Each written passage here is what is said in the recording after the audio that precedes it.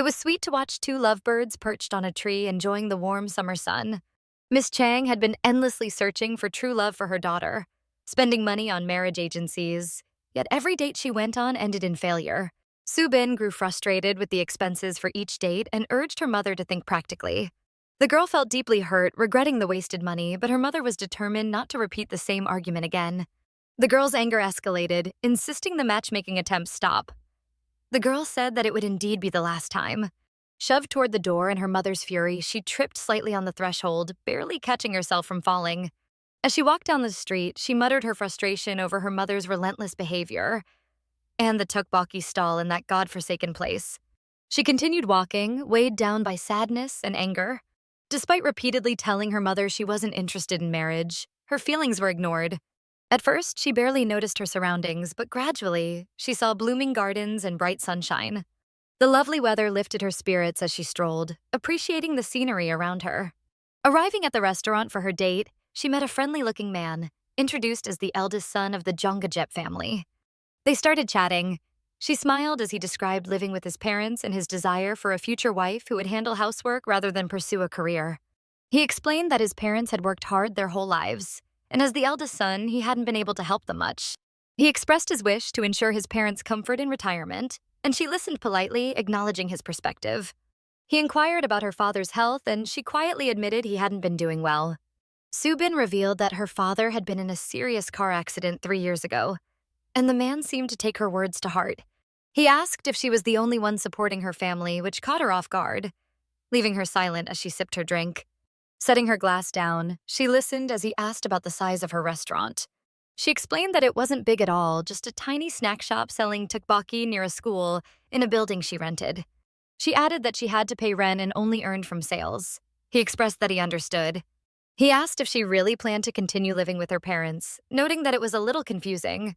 Then he smiled and explained that it didn't mean he didn't like her. In fact, she was his type, and he thought he had fallen for her at first sight. She froze, unsure how to respond. Su-bin explained that, as an only child, she had no siblings, so she needed to live with her parents, and she also wanted to continue working and earn a promotion. She didn't like his words and rose slightly from her seat, expressing fear that they weren't meant to be, and wishing he would find someone nice. She laughed awkwardly and tried to leave, but he stopped her, clearly showing that he really liked her. The man pleaded with her not to dismiss it so quickly and urged her to think it over, noting that a woman becomes part of her husband's family when she marries. He insisted that she couldn't take care of her parents forever. He added that she already faced enough problems and questioned whether parents with only one daughter weren't prepared for retirement. She interrupted, showing that she didn't like the idea. He offered to move closer to her parents' place if she wanted, but she shook her head. He tried to continue, but she politely apologized, saying she had done her best to be respectful. The conversation bothered her, and looking him in the eye, she coldly asked whether he always followed double standards. He tried to defend himself, saying that if she valued her parents, she needed to realize that he valued his as well. Pointing her finger at him, she shouted that he was only a good son in words. Furious, the girl screamed that he should treat his parents better, calling him a brat. Without waiting for her response, he ran off. She shouted that he could never stop caring for her parents and angrily tossed ice cubes into her mouth, crunching them in frustration. Then she tried to calm herself, thinking that it would be fine and that she shouldn't let men get to her like this. Running her hands through her hair, she realized that her personality was strong and not easy to deal with. She stepped outside and saw it was raining. Opening her umbrella, she wondered what was going on with the sudden weather. She walked a long way under the pouring rain, lost in thought about what to say to her mother. The downpour was so heavy that she barely noticed other people nearby. A woman stood over her child with a jacket to shield them from the rain, likely heading toward a nearby supermarket. Seeing the woman, Su-bin remarked on how hard it was raining. The woman agreed, noting how suddenly the weather had changed. Su-bin watched the little child hiding under the jacket. She insisted that the woman take her umbrella to avoid getting soaked, despite the woman's polite refusal. The woman thanked the girl and carried her child through the heavy rain while the girl waved after them. The rain was relentless. She covered her head with her hand and ran down the street, trying to reach home quickly. In her hurry, Su-bin didn't notice a man standing in the rain with an umbrella. Bumping into him startled her, but he noted that she hadn't changed a bit. She couldn't see his face clearly and panicked, swinging her fists as if he were a thief or a goblin. The man stood there, surprised at how scared she looked, and introduced himself as Ye-jun. Noting that it had been a long time since they last met, he added that they still had unfinished business. She reacted angrily, scolding him for appearing like a ghost and scaring her. He shot back that she was still as nasty as ever. The girl yelled at him furiously, insisting that no one had claimed she had a nasty personality, telling him to look at himself. She accused him of not coming there just to see her face, and he admitted that she was correct. She stood silently in the rain, staring at him and completely lost for words. He reminded her of the money she had borrowed 10 years ago and explained that he was there to collect it. After pausing to observe her standing drenched, he suddenly proposed marriage. She was shocked. His proposal hit her like a bolt of lightning, leaving her frozen as raindrops streamed down her face. The girl stood looking at the man, who was waiting for her response. She was so surprised that she asked him what he had just said. Ye-jun asked if her parents were doing well. She confirmed that they were fine and thanked him. He then asked about her shop, and she told him it was fine as well. He mentioned that he wanted to talk to her alone and suggested going somewhere to sit. The girl said she didn't want to talk alone and asked if it was really urgent, suggesting they could discuss it another time. She explained that it wasn't about avoiding the conversation about the debt, but that she wasn't feeling well at the moment. He, however, silently walked away. She tried to stop him, but he ignored her, so she chased after him and told him she would go with him. Su-bin caught up with him and asked how he could leave someone soaking in the rain when he had an umbrella. She tried to talk to him, but he gestured for her to come closer so they could share the umbrella and stay out of the rain together. Her mood improved and she smiled, teasing him that he was still such a stick in the mud. He looked at her strangely and then joked that her face was still kind of ugly. He stayed quiet and didn't react to her anger, even when she said he annoyed her, but they continued walking together. A few days earlier, he had met with his father, who told him that this was his last chance. That was why he proposed marriage to the girl. His father had given him a month to get married, warning that if he didn't, he would marry the woman his father chose. He told his father he had never intended to marry. His father became very angry, pounding the table and yelling that he was ungrateful for everything his father had done. His father said that if he didn't marry, he shouldn't even dream of inheriting the company. The man felt upset hearing this, but his father added that in a month he would take away everything he lived for and loved. Ye-jun asked if it was because he wasn't his biological son. His father replied that he could never repay all the kindness he had been given. His father also mentioned that his grandmother had no more than 6 months left to live and told him to think carefully about what he had been offered. When he entered the restaurant with the girl, he couldn't stop thinking about his father's words and the urgency to get married as soon as possible. The girl asked what was going on and what he wanted to talk about. He suggested they get married, but she was very stubborn. She panicked and shouted that it would never happen, repeating this for the last time. Despite her hysterics, the man calmly repeated that they should get married, while she insisted she didn't want to marry. Su-bin accused him of joking, but he insisted he was serious. She yelled that he had gone crazy, yet he remained completely serious about the proposal. She said it didn't sound right and that marriage wasn't a joke, but he suggested marrying for just 1 year and that he would forget about her debt. Su-bin calmed down a bit and listened carefully, and he proposed that they pretend it never happened afterward. He reminded her that she didn't have a stable income, and since she said marriage wasn't a joke, he tried to convince her. The girl accused him of thinking he could play with people's feelings just because he was rich. He told her not to react so emotionally. He pointed out that, in any case, she wasn't really interested in getting married. She was surprised and asked him to clarify. Putting his coffee cup on the table, the man asked why she was sabotaging all the blind dates if she really didn't want to marry. He asked if her parents knew she didn't want to marry, still trying to persuade her.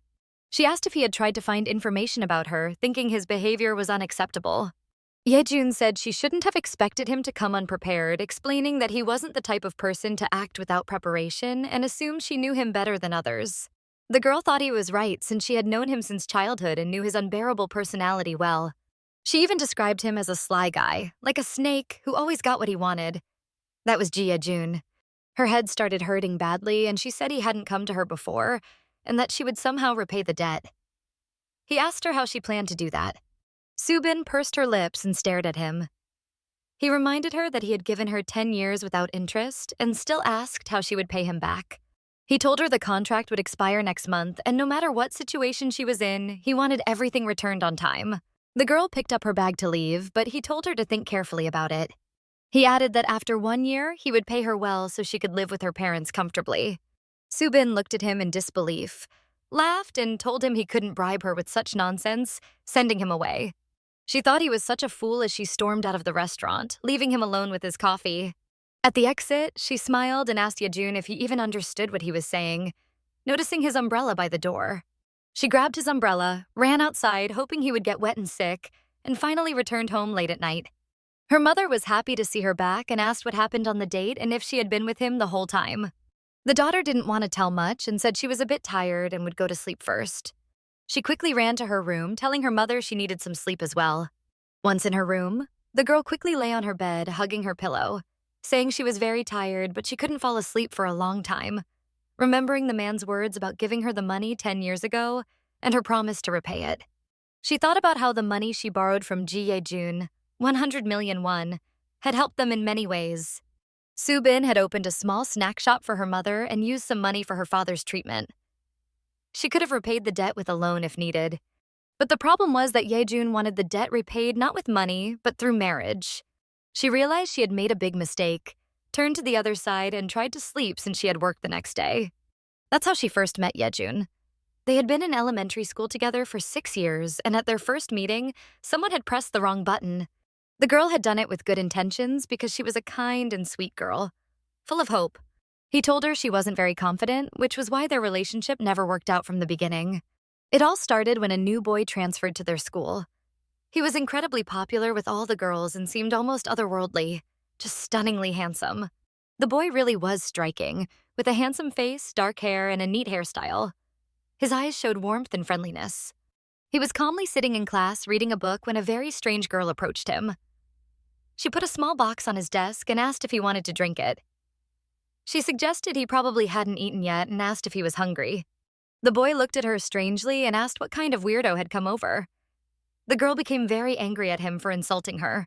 He called her a brat and told her to drink it herself. The girl shot back that he wasn't exactly a handsome guy either and could skip drinking it if he didn't want to. The girl explained that Ye-jun had transferred to their school in 6th grade, and he was very popular because of his looks. She was immediately drawn to this handsome boy and decided to take care of him by offering lunch. When the teacher entered the classroom, they reminded the students that tomorrow was the last day to pay for school lunches. All the students agreed. Walking home from school, the girl thought Ye-jun might not have paid for lunch either. She reasoned that it was because he was so attractive, her gaze couldn't help following him no matter what he did. As she walked down the street, she overheard a strange conversation about lunch money. Someone was saying it was a good way to help people who might freeze outside one day. She got a few steps closer and heard someone complaining about how he dared to ask them for money. When she entered the building and walked down the hallway, she heard someone yelling again about how bold he was. A few steps further, she was shocked by what she saw. Su-bin saw the boy lying on the floor, calling for help, while a stranger tried to punch him. The next day was a beautiful morning. The girl woke up ready to go to school. When she arrived, she heard the bell ring. As she opened the classroom door, she thought maybe he hadn't paid for lunch because he couldn't, not because he didn't want to. She held an envelope with money, ready to give it to him, even if it meant sacrificing her own lunch money. She tried to place the envelope on his desk and wondered how she would explain it to her mother, knowing Ye-jun would probably tell her to mind her own business. She attempted to slip the money into the book on the shelf under his desk, but got startled by a noise behind the door. She quickly put the envelope away and ran off. When everyone entered the classroom and class started, a boy came in, visibly upset, and told the teacher that his lunch money had disappeared. The students began whispering. They wondered if Ye-jun hadn't paid last time. Some didn't know he was very poor. His mother had abandoned him, and he lived with his grandfather. Someone noticed blood on him and saw him heading into a semi-basement. His grandfather was always drunk and often argued. When the teacher searched for the money, it was found in Ye-jun's desk drawer. The teacher asked if he really did this and told him to come to the teacher's office. Later, the girl told the teacher that the money found in his drawer was hers and that it was all a misunderstanding. The teacher suspected she was just protecting the boy because she felt sorry for him. In the end, the missing lunch money was found in one of the books, and all misunderstandings were cleared up. Walking down the hallway, the girl caught up with Ye-jun, grabbed his hoodie, and started apologizing. She explained that she had acted with good intentions. He was furious. He mocked her good intentions and pushed her away, hitting her hand. He yelled, saying she thought her apology could fix everything and accused her of being overly confident. The girl felt guilty and anxious, then asked what she could do to make things better for him. He shouted that he didn't need anything and told her not to worry. Then he added that someday he would get revenge and walked away. He explained that he wanted her to feel the same sense of helplessness he had felt, insisting that he also had good intentions in doing so. He told her that this way she would understand what it felt like to be rejected by everyone and see if she could survive it. As time went on, they drifted apart, eventually finishing elementary school, and their paths were not meant to cross again. As hard as it was to believe, the girl reflected that their lives had completely changed. Nothing was the same as before. Unexpectedly, her father's business went bankrupt, and they had to move to a new apartment. While climbing the stairs, she noticed their new apartment and realized Ye-jun had lived in the top floor unit of the same building. Helping her parents carry her things, she remembered hearing that Ye-jun's mother had remarried a wealthy man and moved away. Su-bin decided that even if they met at school, they would pretend not to know each other. Yet the atmosphere around him hadn't changed, and it scared her. One day at school, she saw two boys fighting fiercely in the hallway. She was terrified and started screaming. She noticed Ye-jun lying on the floor, furious at the other boy with a split lip. Despite the pain, he kept fighting. The fight went on for a long time. The boys ignored the scared girl, who kept screaming until she finally called the teacher, explaining there was a fight. The teacher took the boys to the office. When Ye-jun came out, he saw the girl waiting outside, anxious and surprised. She asked him if he had done it on purpose, but he remained silent, irritated that she kept following him. He reminded her that they were supposed to pretend not to know each other, and told her not to speak to him again, telling her to go away. She tried to stop him, but he wouldn't listen. Su-bin mentioned that the other boy had said he would take the school president position, which had angered Ye-jun, and that she had seen them before the fight. She remembered watching the boys talk for a long time. Then Ye-jun whispered something in the other boy's ear, and the fight started. Su-bin asked if he had predicted that he would make that boy hit him first. He smiled at her and said, "Well, what's so unusual about that?" She asked what he meant. The boy replied that there was no problem at all. Losing can also be winning. Forgiveness is kindness, and she had expected something along those lines from him, so it wasn't funny at all. The girl stood silently, listening to him. He added that it sounded like something they tell children, but he intended to stay the same until he died. The boy was about to leave, but she grabbed his hand tightly, shouting for him to wait and listen carefully. She told him that revenge only leads to more revenge, asking if he understood. He asked why she wouldn't leave him alone. She insisted that he shouldn't do that. Surprised, he asked why. Then, touching her shoulder, he asked if she wanted to help others while being afraid herself. He leaned closer and whispered that she was afraid because she thought she would become their next target. The girl was stunned and didn't know how to respond. She turned and walked away, thinking that if he had done anything more than he already had, he would have surely been expelled or suspended. The boy went in the opposite direction, but she couldn't stop thinking about his position in the student council and the privileges that came with it. With the obstacle gone, people would now try to take advantage of the situation and confront each other equally, she thought. He was a candidate for student council president, she reflected, but Ye-jun had always been ignored, which probably caused him pain. Yet he had changed so much and now had everything he needed. Su-bin had been in middle school for 3 years. Coming home, she asked her father what she should do. She cried, feeling confused, but her father reassured her that everything would be fine. It had been a street stall where her parents had earned a living until local delinquents destroyed it one day. Her father fell ill and needed 6 months of treatment, but they had no money at the time, which upset and scared her greatly. Those memories made her feel humiliated, yet ironically, Ye-jun was the only one who had extended a helping hand. One day, someone knocked on the door, and when she opened it, she saw the guy greeting her. He asked if this was Su-bin's house. The girl looked at him, frightened, unable to understand who he was or why he had come. The tall, slender, handsome guy with a smile introduced himself as her friend. His name was Ye-jun. Her mother clasped his hands, saying she didn't know how to repay him for his kindness. The guy smiled and said he was glad to help. He explained that when he had problems, Su-bin had helped him by paying for his school lunch. The amount borrowed was 100 million won, with a repayment period of 10 years. Ye-jun lent them the money, and the girl would start paying it back once she was financially stable. It sounded like a very advantageous deal, and the guy said to consider it as repayment of the debt, looking at the girl and laughing. The girl, desperate for money at the time, naively accepted the offer. She didn't understand why the guy had decided to help them. Her mother was very worried and asked if he had really given such a large sum. Ye-jun replied that the amount didn't matter. "I do this from the heart," he said, silently looking at the girl, whose expression reflected both joy and surprise. A woman stood beside him. She introduced herself as his grandmother's secretary who would help with the contract. The guy explained that all documents had been prepared in advance, handed them to the girl, and told her to review them. The girl's face turned pale and displeased as she was surprised that he had prepared the contract beforehand. Noticing her gloom, the guy asked what was wrong with her face, but she was too worried to answer. He gently touched her face and told her not to worry because he wasn't just giving her money. As he was about to leave, he turned back and said he would find her even if she were on the other side of the world. Placing his hand on her shoulder, he asked if she understood he was serious. The girl wondered if Ye-jun had felt as miserable when he was accused of stealing lunch money, but she realized his revenge was on a completely different scale.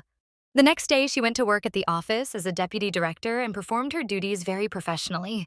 Colleagues asked if a month had passed since her promotion and if she would treat them today. She thought it would be awkward to forget about it and agreed, realizing it was proper etiquette.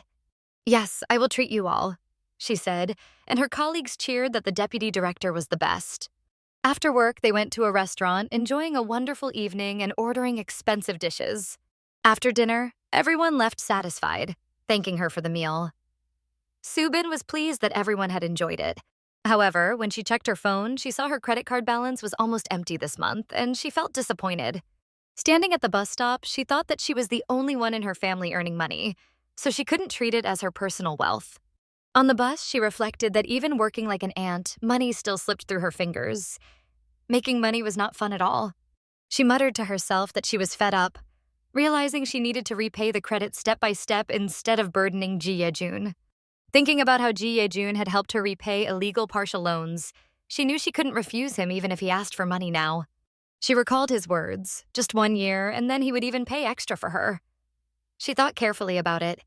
On the bus home, her mind was full of worries. She didn't even want to think about marriage. She had almost gathered 100 million won, but still had to pay her father's medical bills. Yet she couldn't forget the man's words about paying enough for her to live comfortably and even open a store for her mother. Staying by her parents' side for life had always been her wish. She closed her eyes and thought everything through again. She had to spend 1 year with him, and after that, she would be free forever. Su-bin tried to shake off her thoughts, shouting for them to leave her alone, attempting not to think about him anymore. Then she received a message on her phone. She saw that Sun Young's wedding was scheduled for that week and wondered how much money she should give as a gift. Taking a deep breath, she put her phone in her bag and thought she might pretend to be crazy. But then she forced herself to pull herself together. It was a beautiful sunny day, and it was time for Sun Young's wedding. The girl happily went to the venue to congratulate her. She approached the bride, complimented her on looking beautiful, and suggested taking a photo as a keepsake. Then the girl stepped aside to chat a little with her friends. When asked if the bride had mentioned that her husband worked at a large company, but another said she didn't know and honestly couldn't believe it. Who would have guessed she'd announce her wedding just a month after breaking up with her boyfriend? She had been dating her ex for a long time, and everyone expected she'd marry him. Yet this marriage didn't seem Sun Young had acted wisely. "So, Su-bin?" her friends asked, but she didn't know what to say and just smiled. The conversation was very interesting to her. The girls continued walking. "If this marriage is for love," one said, "they won't separate, which means she chose the right path." Another added that she was so jealous of the bride because her husband probably gave her lots of gifts. One girl then said she also wanted to get married, even if it only lasted a year before they separated. And there was nothing wrong with that. "Everyone should try it at least once so they don't regret it later, right?" a friend asked. Su-bin thought that she had also believed a wedding should be based on love, not just a formality. Sitting there, she thought her friends really did see marriage from different perspectives. "Look at Sun Young's mom," the girl said. "She must be so happy to have such a son-in-law." "I also dreamed of being a good wife and mother, more than anyone else," the girl said. "But now it seems like a story that will never happen in my life." Of course, it meant nothing to her, she thought. "Oh dear, you're dreaming of this. It means you've thought it all through." It felt as if someone whispered these words in her ear. The girl remembered the man and waved her hands as if to push her thoughts away. "Why does he occupy my mind every time I try to think of something else?" she wondered. Then the girls looked around and saw a man sitting nearby. "He's so handsome," one said, and the other agreed, asking if he might be a celebrity. Su-bin blinked, her thoughts drifting far away. The girls wanted to sit next to the handsome man during the banquet, but then wondered if he might be married. The girl was so lost in thoughts about Ye-jun that she didn't notice the man sitting nearby. "Oh, he's looking this way," the girls shouted as the man indeed kept glancing at them. He's such a cutie, they exclaimed, smiling. Su-bin, noticing Ye-jun, shouted so loudly it seemed even the birds flew from the trees. What the heck? Why is he here again? She looked at him, startled, wondering why he was so handsome. Ye-jun was a guest on the groom's side. Why do I have to see his face again, she thought. Gathering her friends, she suggested they leave. After the wedding ceremony, the girls went together to the banquet table to choose comfortable seats. Then the girl, carrying a plate, went to pick her food, but suddenly heard a voice behind her saying she had the same taste. The man had approached so unexpectedly that she was startled. Turning around, she saw Ye-jun and asked why he had appeared and what he was planning. The man calmly chose his food and explained that the groom was the son of their company manager. The girl looked at him, surprised, but he calmly picked fish for his plate and said, of course, he had been invited to the wedding. Does this make any sense? Do you think I'm a fool? If you wanted to apologize, you could have done it better, the girl said. He replied that he didn't seem like a joker and had never tricked her. Su-bin glared at him angrily, not expecting to see him at the wedding, thinking he was following her. The man was surprised by her reaction, but then she told him to just be honest and asked if he had been following her. Why would I follow you? Maybe it's you, he said. The girl, furious, snapped, as if. Are you out of your mind? He thought she was angry because it was very noisy in the hall, which irritated her. The girl carelessly put more food on her plate and, still upset, ran back to her table. The man stood smiling, watching her leave, unable to understand why she had reacted that way. Guests sat at the long table, laughing, chatting, and praising the delicious food. Everyone was having a great time. Carrying her plate to the table, the girl noticed seats meant for elderly people and was very surprised. She asked if the elderly people sitting across had already eaten. A girl replied that yes, they had, and asked if she hadn't noticed them leaving. Then some people at the table called the CEO and suggested he sit next to the girl. The man approached the table. Seeing Ye-jun sit down, Su-bin shouted, "He's here again!" She was shocked that he even sat next to her. Her friends were surprised by her reaction. The man explained he had just taken the empty seat he saw. A friend sitting near Su-bin asked if she knew him. She pretended not to understand, then looked at the man and asked, "Are you talking about him?" They sat next to each other, pretending not to know one another. Someone at the table asked the CEO if he knew the girl sitting next to him, and he just nodded. Yes, the man said. We studied together in elementary, middle, and high school. Their friends were amazed. Oh, that's wonderful. Nice to meet you and great to see Su-bin's classmate here, the girl said. She never mentioned having such an attractive classmate, a friend said, nudging Su-bin and joking about arranging a blind date, laughing. While the man continued talking with the men at the table, the friend asked what he did for work since he was called the CEO. We work at a travel agency called K-Tour, he replied. It's the best travel agency in the city. The man handed the girls a business card. Looking at it, they were surprised, asking if it was K-Tour from K-Group. The girls imagined themselves on a trip, already picturing themselves on a plane. It was the best travel agency. And the person in front of you is our CEO, guests said. The girls sat, stunned, speechless.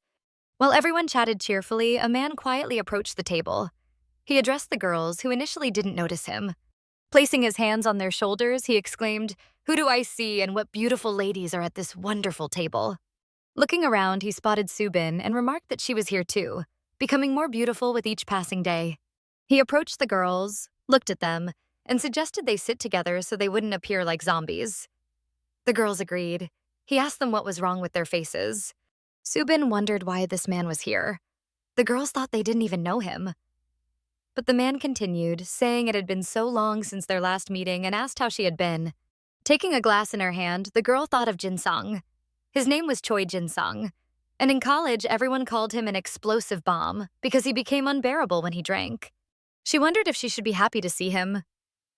The man remarked that it had been a while since he had seen her. Smiling at her, he noted that their Su-bin still walked around with a sour expression, just like she had in college. The girl pretended not to care and asked when she had supposedly become his Su-bin. Ye-jun smiled and told the man that she had remained just as fiery as ever. Jin-sung sat closer to the girl, smiled, adjusted his hair, and mentioned that he had become quite popular lately. Haven't you heard the rumors that I work at a trading company and they pay me more than expected? said the red-haired boy.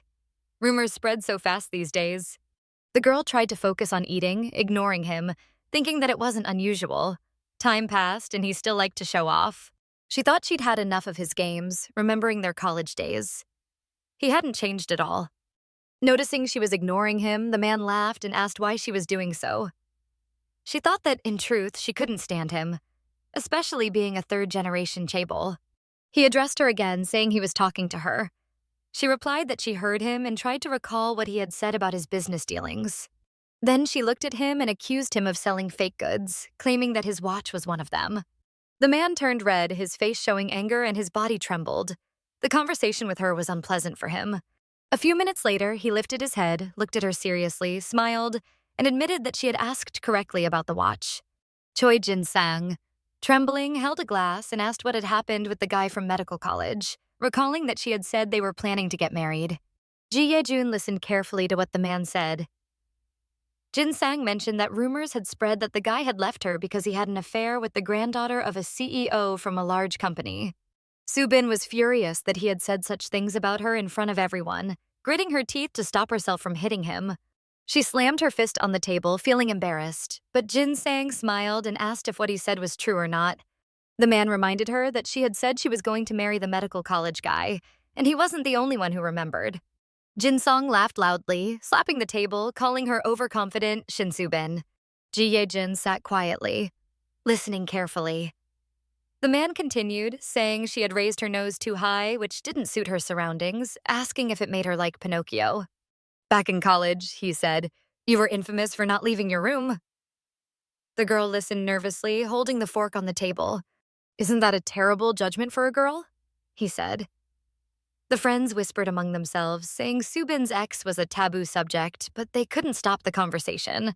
Then Jin-song added that, honestly, it was fair punishment, questioning how she planned to marry now and who would want her as a wife. You used to flirt boldly with other boys. You have no shame left, he said, making sure she understood. These words infuriated the girl. She grabbed the fork tightly and shouted at him to shut his mouth. But Ye-jun, sitting next to her, held her hand, asking her to calm down and ignore such hurtful words. The man tried to soothe her, holding her hand firmly, looking at her carefully, and said she was wasting her energy. He continued holding her hand, telling her not to respond to every dog that barked at her. The girl calmed down slightly. Jin-sung was furious that he called him a dog and yelled at Ye-jun, asking if he understood who he was talking to. Ye-jun stood, looked coldly at the man, and asked if he should know who he was dealing with. The man still held the girl's hand, gently looking into her eyes, telling her to ignore him. Jin-sung, laughing, continued insulting her, asking if she had washed away her past and if this man next to her was her boyfriend. You're petty, the girl shouted, offended, but the man continued to provoke her with unpleasant words. He told Ye-jun she had deceived him, but Ye-jun calmly replied they didn't need to hear it. He continued holding her hand gently, looking at her with tenderness. She felt protected and surprised by his behavior. The man smiled warmly and calmly, asking if she had been upset hearing such insulting words. Su-bin trembled all over. He then asked if she wanted to move to another seat or go eat something tasty. Maybe you want something else? Jin-sang asked. The girl grew angrier, saying she couldn't take it anymore. He stood, moving toward her, asking what she thought she was doing here, then reached to grab her hand. Ye-jun gently pulled her close, holding her by the shoulder while holding a glass of water in the other hand, trying to protect her from the enraged man.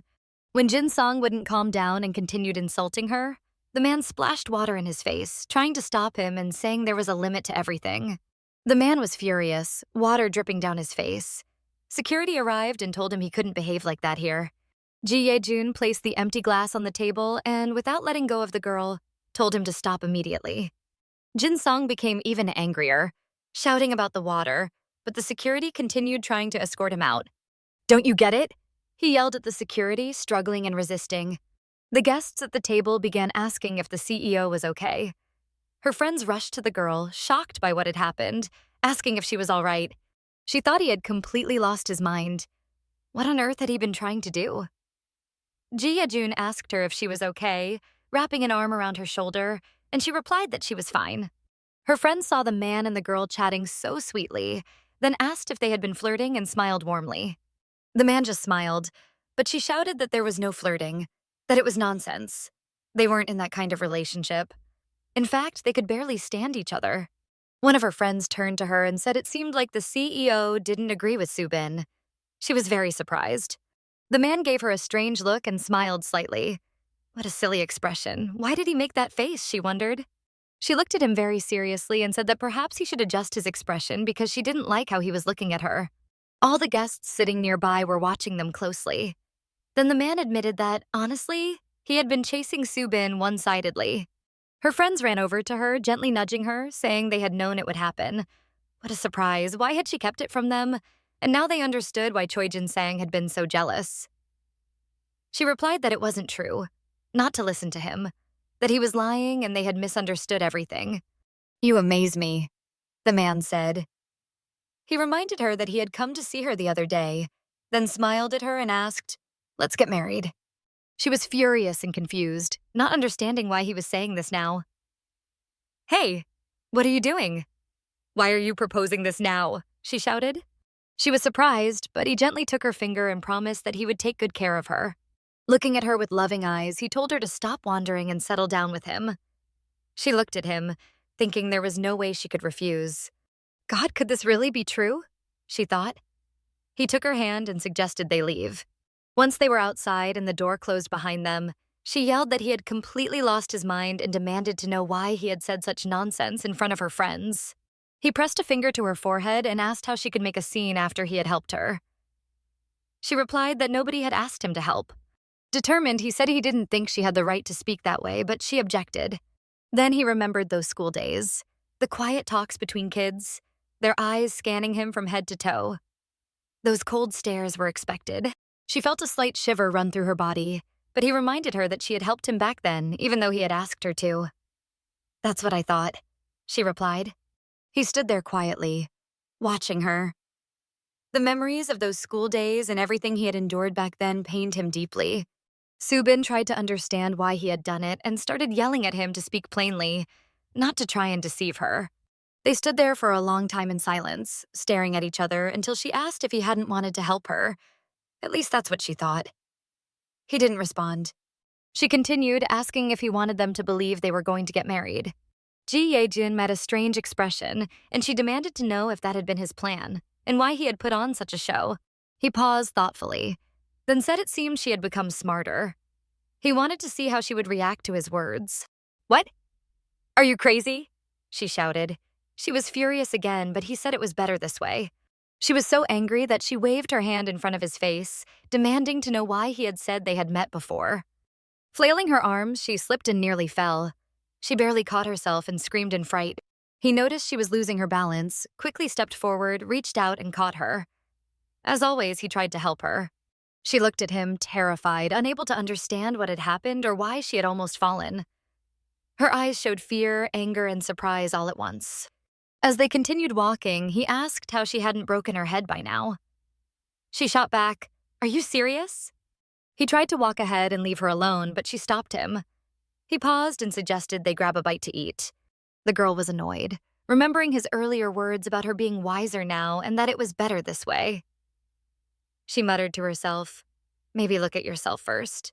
She then recalled weddings and her friends, thinking it was true that she didn't see them often, but she couldn't avoid them forever. All right, it's fine, she thought. The water was already spilled, so agreeing to go eat with him seemed acceptable. She stood lost in thought when suddenly he approached her, looked straight into her eyes, and asked if she wasn't coming. "Let's go eat," he said. She just smiled. "You want me to eat with you?" she asked.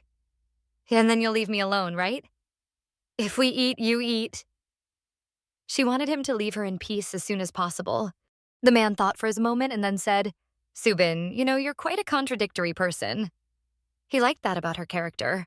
She stared at him, thinking that in some ways he was completely right. She really was a contradictory person. "Food is just food," he said. "Like chocolate milk, it's just chocolate milk." At first, she didn't understand what he meant. As they walked on, he remarked that he hadn't expected her to be so sensitive about having lunch with him. "If it bothers you that much," he said, "let's just grab something to drink. I'll buy you whatever you want." She hesitated and then remembered. Su-bin remembered the chocolate milk and how back in school she had first approached him, asking if he hadn't eaten yet and if he was hungry. What's wrong with chocolate milk? She thought. She was grateful for what he had done and accepted his gesture, though she wondered how it might have affected his feelings. That was something she had once told Ye-jun when they were kids. The girl stood there, trying to understand why everything happening now reminded her of those old school days. He stopped, looked at her, and said he was a bit busy, so they should hurry. She paused again, thinking he had said the exact same words when they were children. A wave of fear swept over her. "All right, let's go," she said, slowly following him. She thought to herself, when he frowns, he looks so attractive. I hate admitting it, but honestly, he does look good. Nothing about him leaves me speechless, she thought. In reality, she felt a storm of emotions. She felt she should thank him for standing up to Choi Jin-sang. It had even been kind of fun and enjoyable. She wondered why Ye-jun had never thanked her for that favor. Things she hadn't understood before suddenly made sense as she had grown older. Carrying her bag on her shoulder, she hurried to catch up with him. He had told her he was pressed for time and in a big rush. While catching up, she mentioned she planned to order something expensive and would drink costly alcohol, but he agreed. After a while, they arrived at a very luxurious car parked near the wedding ceremony venue. Wow, what a beautiful sedan, she thought as she got in, but he asked what she wanted to eat. She hesitated, unsure what to order. The girl pretended not to hear him at first, but eventually said it was up to him since he was paying. Knowing she liked meat, he suggested finding a place that served it. She liked not having to choose herself, so she lifted her chin proudly and agreed. He pressed the gas harder and the car sped off. Wait for me, steak, she thought, planning to ask him to order beef.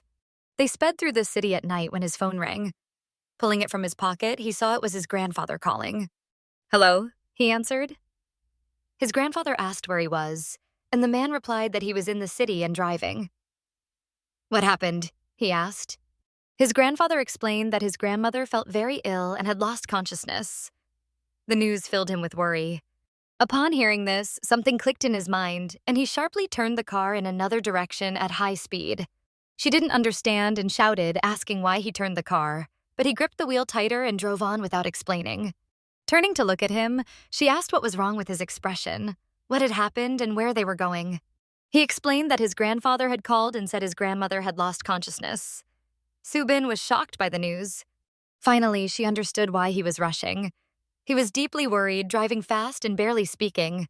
She knew Ye-jun wouldn't have helped her purely from the heart. She was certain his grandmother was behind his actions. Whenever he offered help, he never came alone. He had her grandmother's secretary with him. She had always wanted a chance to thank her grandmother, and she told him he needed to hurry. She urged that they leave quickly, worried they might be too late. Arriving at the hospital, the man quickly found the room where his grandmother lay and quietly sat on a chair beside her bed. She looked completely exhausted, slowly opened her eyes and glanced around. He sat silently, watching her. Then he suddenly rose, looked at his grandmother, and asked if she had come too. Weakly, she replied yes. He was overjoyed, and she teased that she had made him worry. He took her hand firmly. You can't leave me, he said, feeling as if his heart might burst. Looking at him with eyes full of love, she gently held his hand and said she could never leave him. She kept holding his hand, and he didn't let go for a moment. I'll win this battle, she said. Illness like this is nothing. The door to the room was open, and Su-bin stood in the hallway, nervously clutching her bag. Standing there, she wondered what to do. The atmosphere was so intense that she wished she had stayed in the car. She tried to calm herself, telling herself not to cry, but also worried about ruining the mood by going in to thank him for the borrowed money. She hesitated for a long time standing by the door before deciding to quietly peek inside. As she gently opened the door, she didn't notice her grandfather standing there. He was surprised and studied her closely. Who are you? He asked, adjusting his glasses to get a better look. He couldn't understand why this lady had entered, and if she had come to visit his wife. The girl greeted him politely, tilting her head slightly, and explained that she was a friend of Ye-jun. Embarrassment immediately washed over her. He studied her silently for a long moment, trying to understand.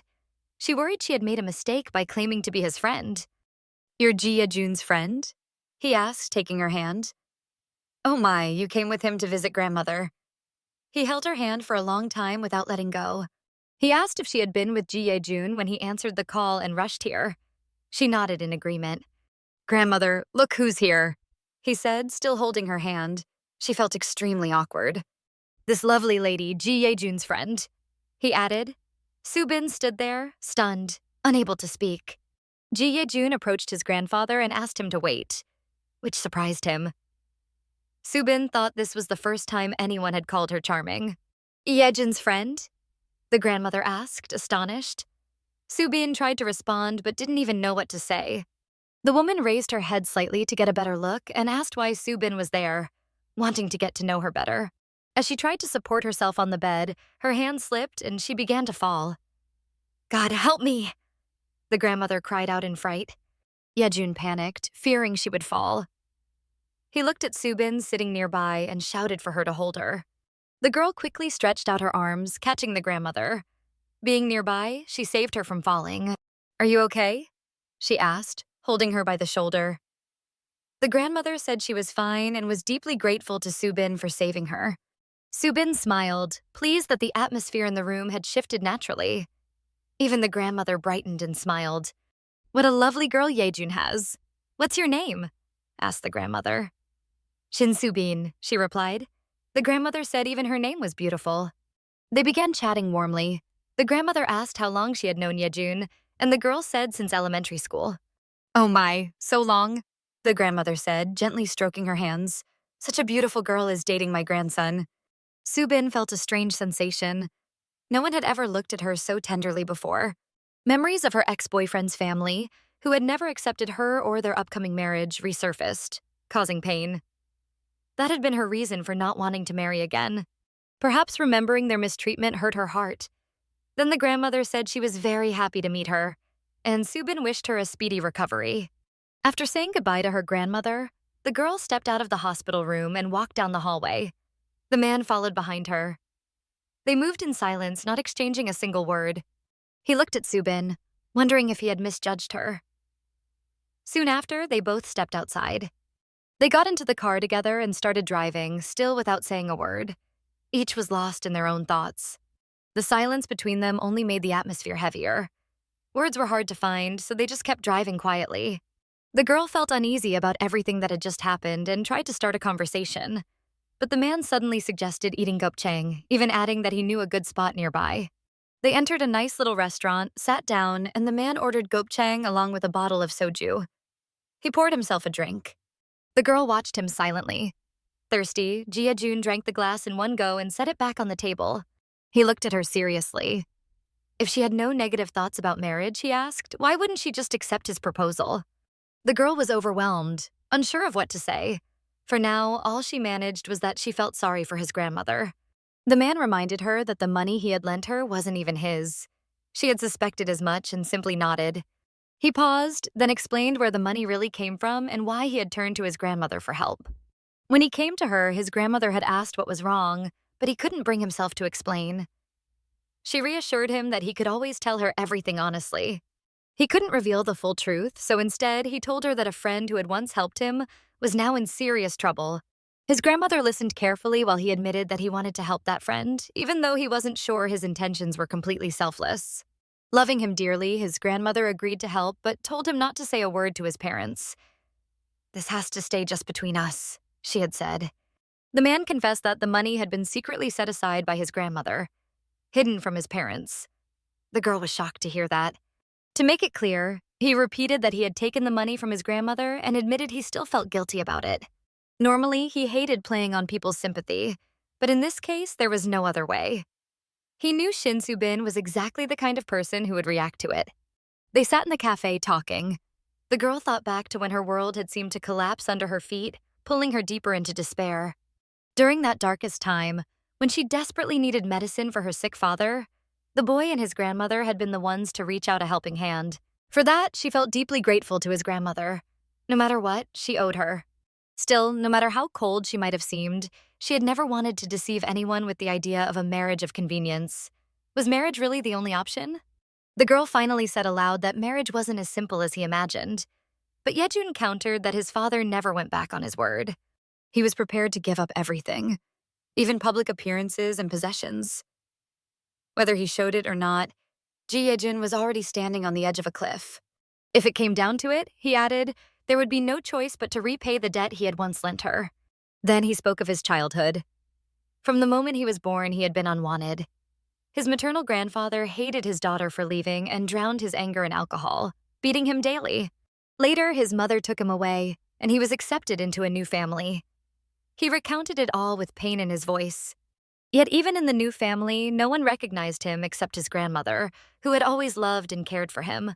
Whenever guests came over, he overheard his mother introducing his younger brother as her eldest son. Those words cut deeply. He would stand outside the living room door, fists clenched, unable to enter, growing up believing he'd never be able to connect with others. He remembered his grandmother's words in the hospital as she held his hands. "Ye-jun, promise me you'll find true love and live a happy life." She had said she hoped he'd meet a good wife, someone who would cherish him until the very end, and that they'd spend the rest of their lives in love. The girl asked if his grandmother's last wish was to see him married. The man replied that he simply couldn't let her leave this world without seeing that wish fulfilled. The girl lifted her glass, pausing thoughtfully. She admitted that his grandmother truly meant a lot to him. The man, surprised, asked what she meant. She brushed it off, poured herself a drink, and downed it. Setting the empty glass back on the table, she asked why he insisted it wasn't true, when she didn't understand the reason.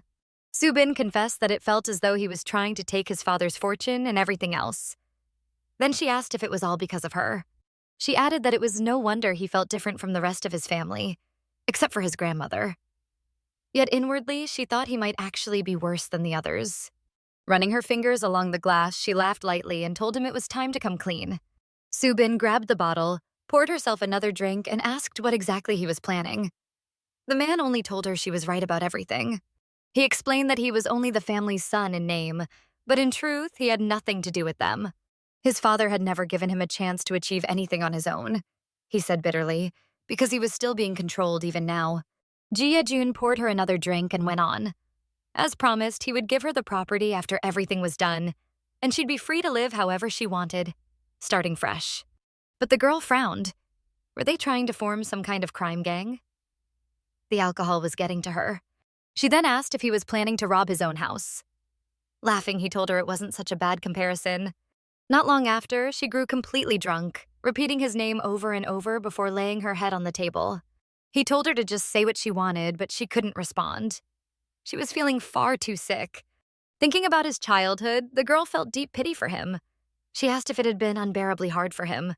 With a sigh, she admitted that she wanted to comfort him, but she was afraid he wouldn't like it. She said she couldn't bring herself to say such things, but he probably thought she looked down on him. The girl's words hit him hard. Angrily, he shouted back, asking if she really thought he needed her pity. Nothing made him angrier than being treated with sympathy. Ye-jun was furious. He told her not to show him any pity, but instead to just accept his proposal, insisting it would help them both. The girl lifted her head and looked at him carefully. She admitted she knew he hadn't always been such a bad person. He calmed down a little and said he was glad she realized that everyone makes mistakes. Su-bin then asked if he really hated her so much, but in his eyes she saw the complete opposite. He answered uncertainly. She pointed out that he didn't even know if he hated her, calling him despicable. Angrily, he told her not to call him that. He explained that he simply needed someone he could pay for this arrangement. That was why he had chosen her, he said. He warned that the moment she grew attached to him, she would become useless. The girl asked if he would just throw her away once that happened. He said if that was our question, then there was only one answer. When something becomes unnecessary, it gets discarded. He added that there was no reason to hold on to something useless. But before she could respond, the girl rested her head on the table. He pulled money from his pocket and placed it in front of her face. Seeing she wasn't in any condition to continue, he told her to call a taxi and promised they would talk again once she sobered up. Then he left, saying he would make sure she reconsidered her perspective. He walked away without looking back, reminding her that neither of them was standing alone on the edge. They were both there together. Half asleep, Su-bin heard him leave. Slowly lifting her head, she glanced around. He truly was gone, without even thinking of coming back. She cursed him silently, furious that he dared abandon a woman like that, leaving only taxi fare behind. Staggering slightly, she rose from her seat and headed for the exit. Outside, the girl waited for her bus and climbed aboard. Holding onto the rail, she struggled to stay steady on her feet. She remembered how, before leaving the cafe, he had left money on the table for a taxi. She wondered absent-mindedly where she could have put it. While riding the bus, she slipped her hand into her pocket and found the money he had left. Anger flared in her, and she clenched it tightly in her fist. So this is reality, she thought as she stepped off at her stop, watching the bus disappear into the night. The next morning at work, the first thing she did was sit at her desk, open her notebook, and start thinking about how she could repay her debt. His words echoed in her mind. He had said he needed someone he could simply pay for this, and that was why he chose her. Thoughts of Ye-jun hadn't left her since yesterday. She wondered when she could finally pay off her debt so he would leave her alone. And now, opening her notebook, she saw the same number, 10 million. For 8 years, she had worked different jobs and saved, but unexpected expenses had eaten into her savings. No matter how much she wanted to eat something nice, wear something new, or buy something for herself, she always had to refuse. Her life had been filled with sacrifice. Only now, after so many years, did it fully hit her. Her debt was massive. The realization terrified her. She remembered his words. He had already given her 10 years without interest, yet she still said she would pay him back someday. He had asked how exactly she planned to do that. The girl fell into despair, but then told herself she would not give up. She could do this, because this was her reality. She picked up her pen and began writing down each step she needed to take. Even if her payments got delayed, she believed she could make it work. She thought that if she tried to repay the whole sum at once, she would end up living in even harsher, more miserable conditions. If she chose to pay him from her salary, she realized she would need 2 or 3 more jobs. Resting her pen against her lips, she tried to gather her thoughts. With all of this weighing on her, even the idea of marriage seemed impossible. Debt wasn't something that could just be erased by someone else's help, and chasing money made life unbearably unhappy, she thought. Even though Su-bin tried her hardest to earn as much as possible, the very thought of selling herself disgusted her. Then she wondered if maybe she had just become boring. Still, there were always other paths. Was she simply too proud? Remembering what he had told her, she thought, it's only 1 year. Could I just close my eyes to everything for 1 year? If she agreed to 1 year of marriage, it could make both of them happy. It might even solve all their problems. Then she wouldn't have to watch her parents suffer anymore. She loved them dearly. She sat lost in thought until a knock startled her. Her assistant entered, asking if they were ready for opening, and she answered yes. Su-bin spent the entire day working at her cafe, polite and welcoming to every guest. Late at night, after finishing, she headed home. At the bus stop, she climbed onto her usual bus, exhausted, eager to finally get home. She couldn't wait to rest. Tomorrow was her day off, and at last she would be able to sleep in and treat herself to something tasty. But as she neared her home, someone called her name. She stopped, wondering if she had imagined it. Turning around, she was stunned to see the guy, the one who had once pushed her away. He said it had been a long time. He asked how she had been, but she only stared at him before walking on without answering. She had no desire to speak with him. She shouted for him not to come near her. He stopped, staring at her in surprise. She grew furious, yelling that he shouldn't even dare to approach her, warning that if he took 1 step closer, she wouldn't hold herself back.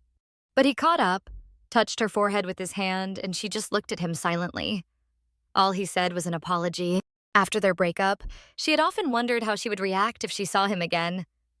Now he admitted he knew she was shocked by his sudden appearance. When he tried to touch her again, the girl pushed him away, shouting that it was useless and he shouldn't dare. Su-bin was stunned by his return and asked why he was there and what he wanted. He only stood in silence, staring at her. He had thought she would be glad to see him, but her reaction left him speechless. What a disgrace, she thought. She had promised herself she wouldn't waver if she met him again. Yet here she stood, not even knowing what to say. The guy wondered aloud where to begin, but the girl stayed silent. He asked what he needed to do to make her feel better. She asked if he would actually do it if she told him, and when he said he would try, she demanded that he disappear from her sight. He told her she could even hit him if she wanted. She was completely free to act as she pleased. To her, his words sounded pitiful.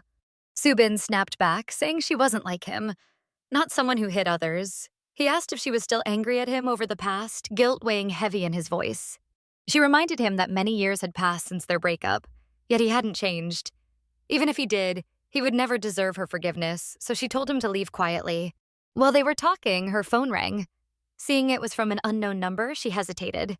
Normally, she never answered calls from strangers, but thinking that if he weren't standing here, she would have ignored it. She picked up and greeted the caller. A familiar voice answered, saying it was him. She was shocked, then lifted her head proudly and pretended to be delighted by the call. She smiled at first, then said he shouldn't be calling again since she had already told him to rest that night. Ye-jun was the one calling, and he was completely thrown off by how she spoke to him, since he never expected such a response. The girl called him darling and teased him for missing her so much. Her voice sounded soft and tender, and the man standing beside her flinched at what he heard. After a pause, the caller asked if this really was Shin Su-bin's number. The girl cursed internally, realizing she had just called Ye-jun darling by mistake. She kept the conversation going. Ye-jun, still puzzled, asked if she had eaten something strange, but she only asked where he was at the moment. After a long pause, he answered that he wasn't darling, but he was standing near her mother's store. She wondered why he was there. Then, claiming she was at a bus stop, she asked if he could come pick her up. She added that she was with a very troublesome person, though her ex-boyfriend didn't catch the meaning and asked what she was trying to hint at. The girl tried to leave and told him to hurry, but he misunderstood her words and declared that things would be settled here and now. Ye-jun said he would be there in 5 minutes. She turned to her ex and asked if he had heard that and whether she needed to explain any further. He just stood there in silence. She pointed out that they had reached some sort of conclusion and asked why he wouldn't go his own way. Still, he didn't leave. She grew more anxious, realizing she had no plan B. She looked completely lost. Finally, she shouted at him to go. If Ye-jun really showed up now, she wondered what would happen next. The man asked if she was getting married. She replied that of course she was, and asked if he really thought her life had ended the moment he left her. He denied it, clenching his fist, and admitted she was a good person. He looked crushed, regretting how things had turned out. Su-bin turned her head away and said she wouldn't thank him for those words, then asked him to leave her alone. As she started to walk away, he caught up, grabbed her hand, and told her to wait because there was something he needed to check. Su-bin turned to him in surprise, thinking their problem was that they knew each other too well. They could see right through one another. She grew worried that if he met Ye-jun, her lies would be exposed. But the man kept holding her hand, unwilling to let go. Whether he was curious or suspicious, Gun-ho always insisted on confirming things himself. Su-bin pulled her hand free and screamed at him to let go. Then she heard footsteps behind her. Gun-ho said her boyfriend had arrived and was standing right behind her. She thought it was too soon for him to show up, but then Ye-jun quietly came up behind her and greeted her affectionately. He walked up with a charming smile, wrapped his arms around her, and asked if she hadn't waited too long. Then he turned to the man standing across from them and suggested he grab someone else's wrist instead and let her go peacefully. Gun-ho released her hand. The girl thought it was madness. She turned to her ex and declared that this was her boyfriend, the man who had become her husband. Gun-ho looked devastated, at a loss for words, until his phone suddenly rang. He excused himself and picked up. His professor was calling, so he became distracted with the conversation. While he was on the phone, Ye-jun leaned down, whispered in her ear, and asked who exactly was going to be her husband. Shocked, she asked what he meant, but he pulled her tightly against him and demanded an answer right then. Did she want to marry him or not? He pressed her again for her answer. The girl fumed inside, wondering what on earth he was doing and why he couldn't see the situation clearly. But he kept holding her close, refusing to let her go. Su-bin told him this was the worst situation of her life. Thankfully, her ex didn't hear it since he was still on the phone. Ye-jun just smiled at her and said it was actually the perfect time to force her to speak up. She didn't know what to say. Looking completely crushed, she stood there helpless, unable to decide what to do. She thought to herself that Ye-jun was the biggest scoundrel in the world, the worst opponent, armed with unmatched manipulation skills. Still, he told her they should get married. Holding her in his arms, he waited for her answer. She stared at him, thinking he was exactly as she had expected, a sly fox who never missed a chance to chase money. Meanwhile, Gung-ho kept talking on the phone, oblivious to what was happening right behind him. Ye-jun gripped her shoulders and pressed again, asking if she was going to answer him. She looked utterly lost. He pulled her even closer. Su-bin asked if he was really going to do this, and he said yes, his next move would depend entirely on her answer. She asked what would happen if she didn't respond. He pretended not to understand, but she accused him of playing dumb. She muttered that whoever he was unbearably irritating. Ye-jun guessed that the man on the phone must be her ex.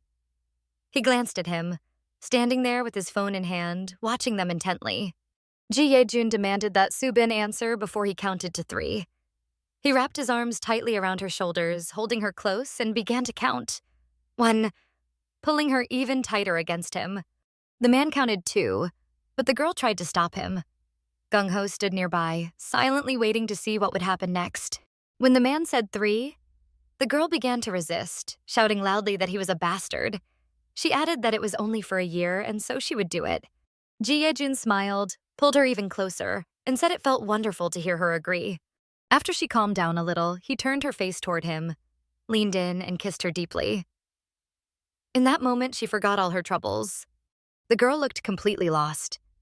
The kiss had been unexpected, and a soft trembling spread through her entire body. The man stayed silent, staring at her with piercing eyes. Then Ye-jun smiled and confessed that he loved her. He turned to Gung-ho, saying that he probably had plenty of other things to do, so they would leave first. Hugging the girl, he reminded her that they were supposed to go to the Gopchang restaurant, and if they stayed here any longer, they would miss all the fun. Pretending to be very much in love, he declared that they both adored pork, and the girl gladly went along with the act.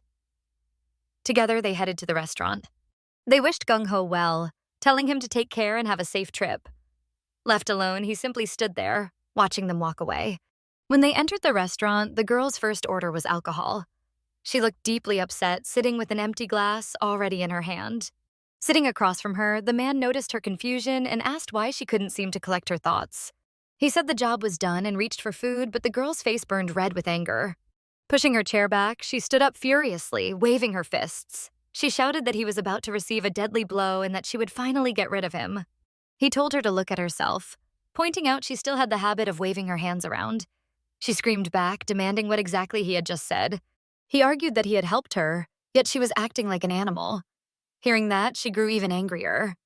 Su-bin screamed at him, asking how he dared. He teasingly asked if she meant when he kissed her. Laughing nervously, she admitted that maybe it had been necessary after all. She thought to herself that, at least, he hadn't kissed her lips. She replayed the moment in her mind. His hand had partly covered her mouth, and the kiss had landed on her cheek. She still couldn't calm down, but he explained that he had only done it for the sake of the show. She cursed him, calling him vile. He called her stupid, saying she couldn't understand his behavior when he saw her with her ex-boyfriend. He asked if she really thought a man would simply stand by while someone tried to steal his fiancée right in front of him. He explained that her ex would have suspected her, and unless he had seen it with his own eyes, he would never have believed her. Ye-jun poured her another glass of alcohol and asked whether she thought her ex would believe such a lie. She lowered her head in silence. She picked up the full glass, drank, and admitted she couldn't deny it. He was right. After a long pause, Su-bin said she wanted to believe they had fooled him, but something still troubled her. She stared at the man across from her, watching him calmly eat and somehow try to listen and understand her. She wondered what she should do about the wedding, then drained another glass and ordered another bottle of soju. Sitting in the restaurant, she drank bottle after bottle, trying desperately to forget everything. After 5 bottles of soju, she began laughing, saying she had drunk too much. Then she started shouting at him to leave her alone, but he gently calmed her, telling her she was just a little drunk. The girl suddenly asked how he even had her number. He told her she didn't need to know, it had been easy to get. She called him crazy. She yelled at him, demanding to know if he was still spying on her data. He explained that since she didn't want to talk to him directly, he had chosen a more polite way to reach her. The girl asked when he had become so polite, since he had always criticized people to their faces. He only smiled in response. She asked if she could pose him a question. When he agreed, she asked why he had chosen her. With a smirk, Ye-jun said not to expect him to admit he liked her, because she wasn't his type. She was surprised. Outraged, she declared that she didn't like him either. He replied that was exactly what he had meant. He said she was simply the best partner for a moderate life and a quiet divorce. Taking a glass, he drank, while she laughed at his words. He added that she was fun to tease, so he wouldn't be bored living with her. Slamming her fist on the table, she shouted that he was a scoundrel and that she wished she could shut his foul mouth. Su-bin yelled that she'd had enough, stood up, and declared she was going home. He tried to stop her, saying their talk wasn't finished. She shouted that it was already late and that her mother would beat her to death if she didn't get home soon. She tried to leave, but the alcohol overwhelmed her. Her vision darkened, her head spun, and her body weakened. The girl collapsed to the floor. Ye-jun panicked, asking what had happened and how she felt. The next morning, the girl woke to the sound of birds chirping outside the window. She looked around, confused by the strange ceiling and the unfamiliar place. Glancing around the room once more, she turned toward the bright sunlight streaming in, then suddenly heard a voice right beside her. It was Ye-jun, asking how she had slept. She realized with shock that he was lying next to her, watching her now that she was awake. He yawned, pretending he hadn't slept well, while she stared at him in panic, unable to understand what was happening. Su-bin couldn't grasp why she was in his bed, then quickly pulled back the blanket to check. The man tried to doze off again, but she yanked the blanket over herself and screamed in horror, asking how this could have happened. He asked what she meant. Looking at him lying naked beside her, she demanded to know why he wasn't wearing clothes. He answered casually that he simply couldn't sleep dressed. With a trembling voice, she asked if they had slept together. Smiling at her terrified face, he told her that, as she could see, they had. Su-bin asked why he had a tissue in his nose and if he had a nosebleed. The man replied that she had hit him. The girl, surprised, asked if she had really hit him so hard that his nose started bleeding. The man didn't know what to say and just rubbed the tip of his nose with his finger. He asked if he really had to answer. The girl started laughing loudly, saying it was absolute madness. She kept laughing, insisting that it couldn't be true. But Ye-jun knew she remembered very little about the previous night. He looked at her silently, then asked if she didn't even remember what happened yesterday. The girl, frightened, glanced under the blanket. She slowly began pulling the blanket toward herself to wrap it around, but the man jokingly shouted that it was his blanket. She quickly yanked the blanket off him, wrapped herself in it, and started running away in embarrassment. On her way, her foot hit something. When she saw it was a bra, she screamed loudly and demanded to know why it was there. Ye-jun found it amusing to watch her running around the room in panic, not knowing what to do. Smiling, he teasingly asked what was wrong with her. The girl screamed, demanding to know where her clothes were and where they had gone. She shouted that she needed her clothes immediately. The man just shrugged and covered his mouth with his hand, smiling, while she kept yelling in fear that he might not let her out. He finally pointed toward the bathroom, saying her clothes were there. The girl shouted back that she wouldn't forget this. Su-bin rushed into the bathroom, sat down on the floor, and burned with shame. No matter what, I can't do this. I can't even look him in the eyes anymore, she thought. She cried for a long time, sitting on the floor. Then she lifted her eyes and saw her clothes hanging on the rack, still wet. First, I need to get dressed, she thought. Did I really wash my clothes yesterday? And how exactly did I even wash them? While putting them on, she thought the top felt a little too small. Or maybe it was just her imagination. Was I even wearing underwear, she wondered? When she saw her reflection in the mirror, she was shocked. Her makeup was smudged, her hair was a mess. What exactly happened last night? She thought. Does this mean the story involves Ye-jun, she thought, realizing how ambiguous it sounded. First, she should wash her face, she thought, but then stood by the door for a long time, not wanting to go out. What if something I don't even want to think about really happened? I'm glad if nothing happened.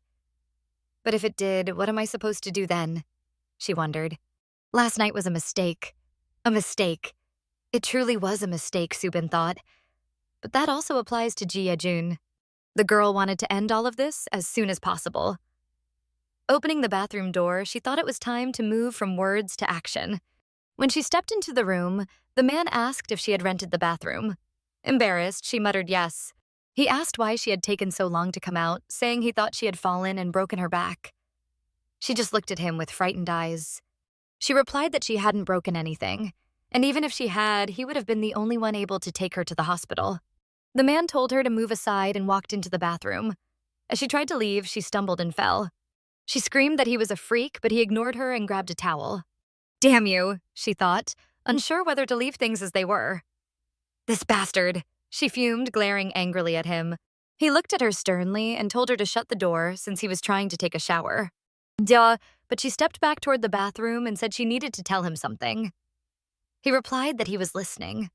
The girl was flustered, not knowing how to start, but finally said, "Last night." The man cut her off, suggesting they pretend it never happened. He asked if she wasn't planning to dump all the blame on him over this. She repeated his word in shock. Dump the blame? He reminded her she had already hit him and pointed to his nose, still stuffed with tissue. She thought she needed to get rid of this humiliation to preserve her dignity. Clenching her fist tightly, she told him he knew her well, and that no matter how drunk she had been, doing something like that was wrong. She added that if they really had slept together, then it was a mistake. But the man just stared at her in silence. He stepped closer and asked what exactly she considered a mistake.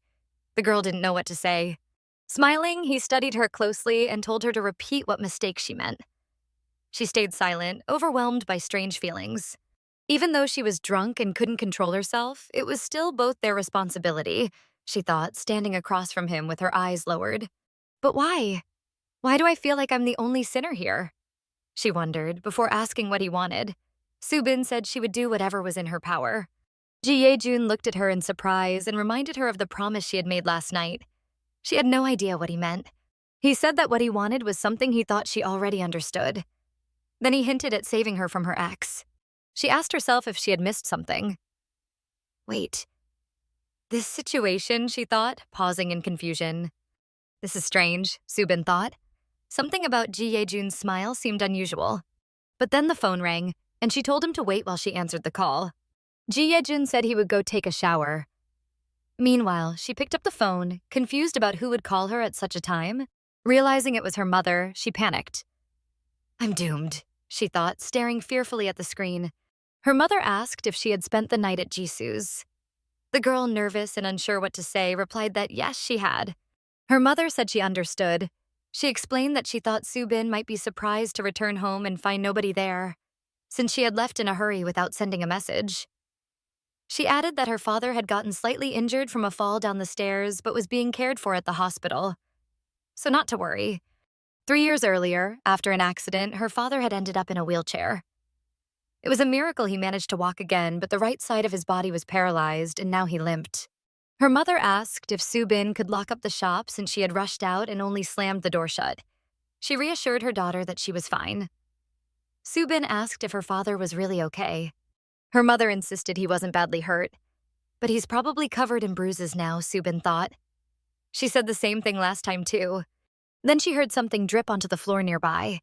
Ye-jun, who had just come back from the shower, walked up to her and asked if something had happened. The man put his arm around her shoulders, not understanding what was going on. The girl explained that her father had gotten hurt. She was very upset and quickly got up from the floor where she had been sitting. The man, confused, stepped back a little. Right after that, she rushed to the door, and he ran after her because she had left her phone behind and he wanted to return it. She was shouting that she needed her bag, but she couldn't find it anywhere. Ye-jun eventually found the bag in a car parked outside. He opened the car door and offered to give her a ride, but she just stood there, stunned, staring at him. Then he grabbed her hand, told her to get in the car quickly, and gently pushed her onto the seat. Once inside, he asked if they should stop at the store first. She remembered how her mother had told her not to worry, but she couldn't help biting her thumb and thinking, what if this time her father was really hurt? She sat deep in thought, looking as if she didn't hear anything around her. Ye-jun walked up to the car window, snapped his fingers to get her attention, and told her to snap out of it. When he got into the car, he offered her a blanket, telling her to put it on since her clothes were still wet. The girl looked surprised at the mention of the blanket. She insisted she was fine, but then suddenly sneezed. He stared at her in disbelief. She picked up the blanket and rubbed her nose with her hand. The man asked if she didn't know she was supposed to cover her mouth when sneezing. She agreed with him, but then unexpectedly sneezed again. He wiped his face with his hand and told her that she really needed to cover her mouth. Ye-jun then turned up the music, started the car since they were in a rush, and glanced at the girl sitting next to him, lost in thought. She asked him if he didn't have another blanket since he was even more wet than she was. He replied that he didn't need one. She told him he could catch a cold and insisted he either cover himself or take the blanket she was holding out.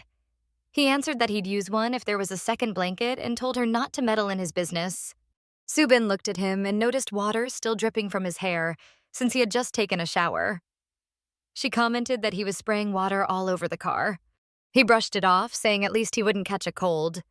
She challenged him, asking if he was so sure he hadn't already caught one. She told him not to be so stubborn and to take the blanket eventually. He told her to relax and assured her that everything would be fine. They drove through the city for a long time until they finally reached the store because her mother had asked her to double-check whether she had locked the door. As she approached the door, she noticed she had tripped over a slipper. She realized the door hadn't been locked because of it. Once inside, she thought about how her mother hadn't even noticed she had left the house without shoes, and wondered why she always acted like that. The girl pressed her lips together, thinking that her mother's behavior didn't really mean much, and then went outside and locked the door. Ye-jun, standing next to her, suggested driving her straight to the hospital, which made her pause and think. Then they drove through the city again. On the way, she called her mother once more to ask which hospital they were at. Her mother asked if she was already on her way, adding that she didn't have to come. The girl insisted, saying she was already in the car and just needed to know the address. She reassured her mother they were almost there and was about to hang up. Her mother suddenly called her name and she answered, saying she was listening. Her mother admitted she hadn't had coffee yet and asked her to bring some along. The girl agreed to pick it up. When she turned off the phone, she thought to herself that her mother had said her father was fine. She remembered how her mother always warned she'd be in big trouble if she went even a single day without coffee. She needed it to feel normal again. When they arrived at the hospital, the man stopped the car, went into a cafe, and came back with coffee. He handed it to her, saying it was for her mother. He passed her the cup, telling her to take it with her. She reacted with surprise, wondering why he was suddenly being so considerate and saying it felt gross. Upset, she told him he didn't need to take care of her and got out of the car, accidentally hitting her foot in the process. The pain was sharp. He asked if she could even walk on her own and then took her by the hand, telling her they should go. She cried out, demanding to know what he was doing and insisting she could walk by herself so he could let go. Ye-jun told her to stop overreacting, but still didn't release her hand. The girl looked at him in surprise. Holding her hand, he pulled her along as they hurried down the street. Her foot hurt from hitting it earlier, but she tried to keep up.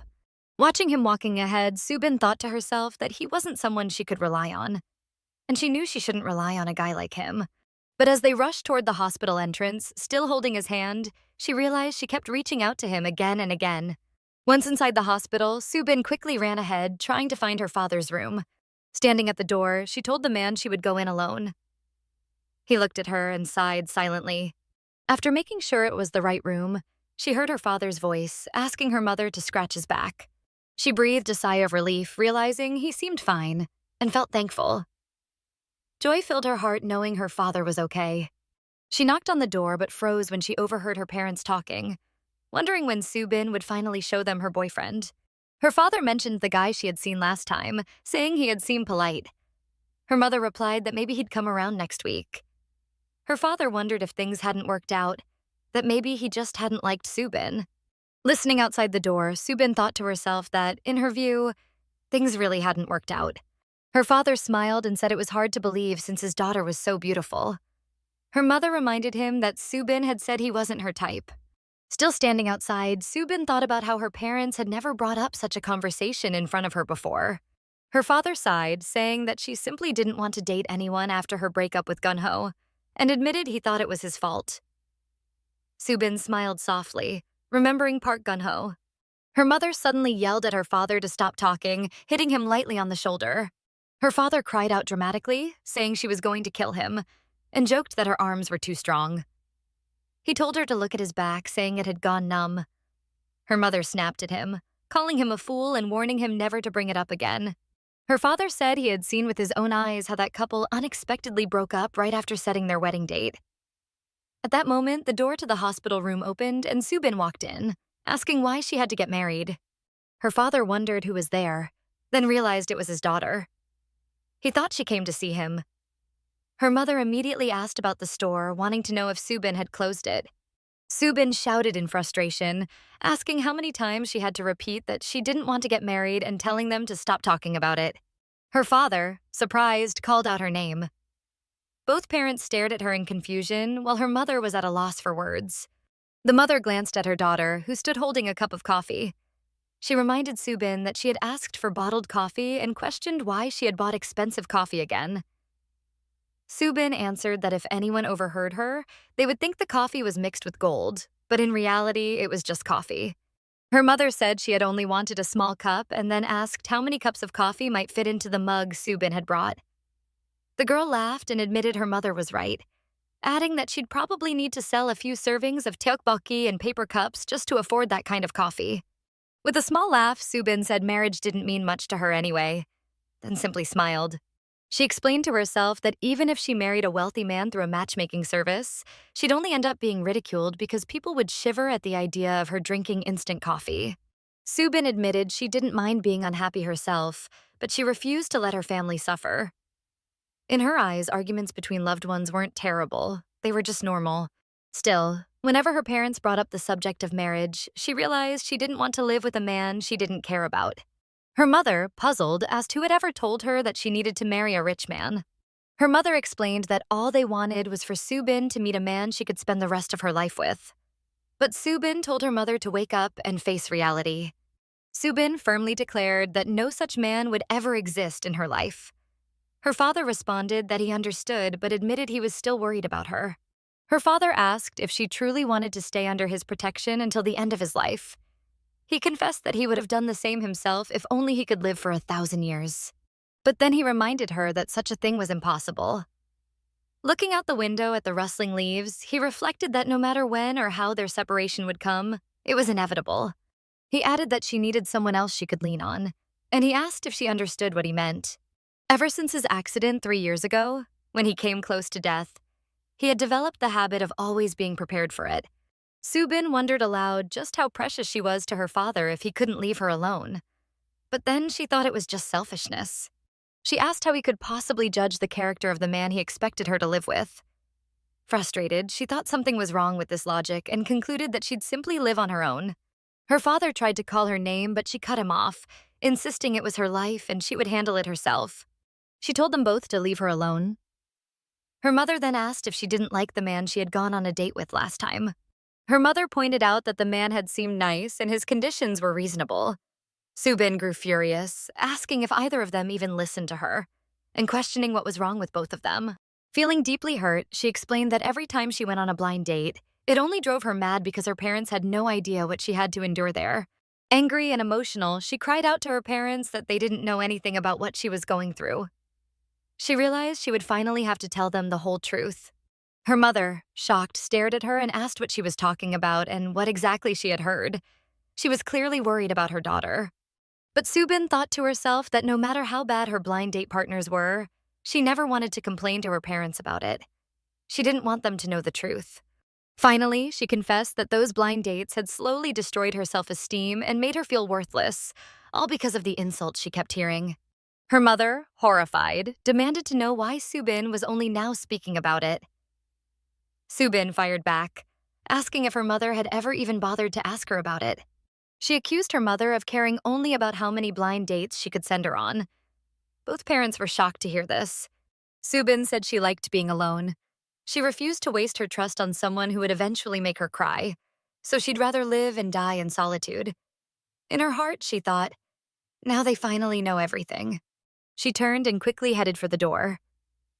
Her mother called after her to wait, but Su-bin ignored her, thinking the whole situation was awful.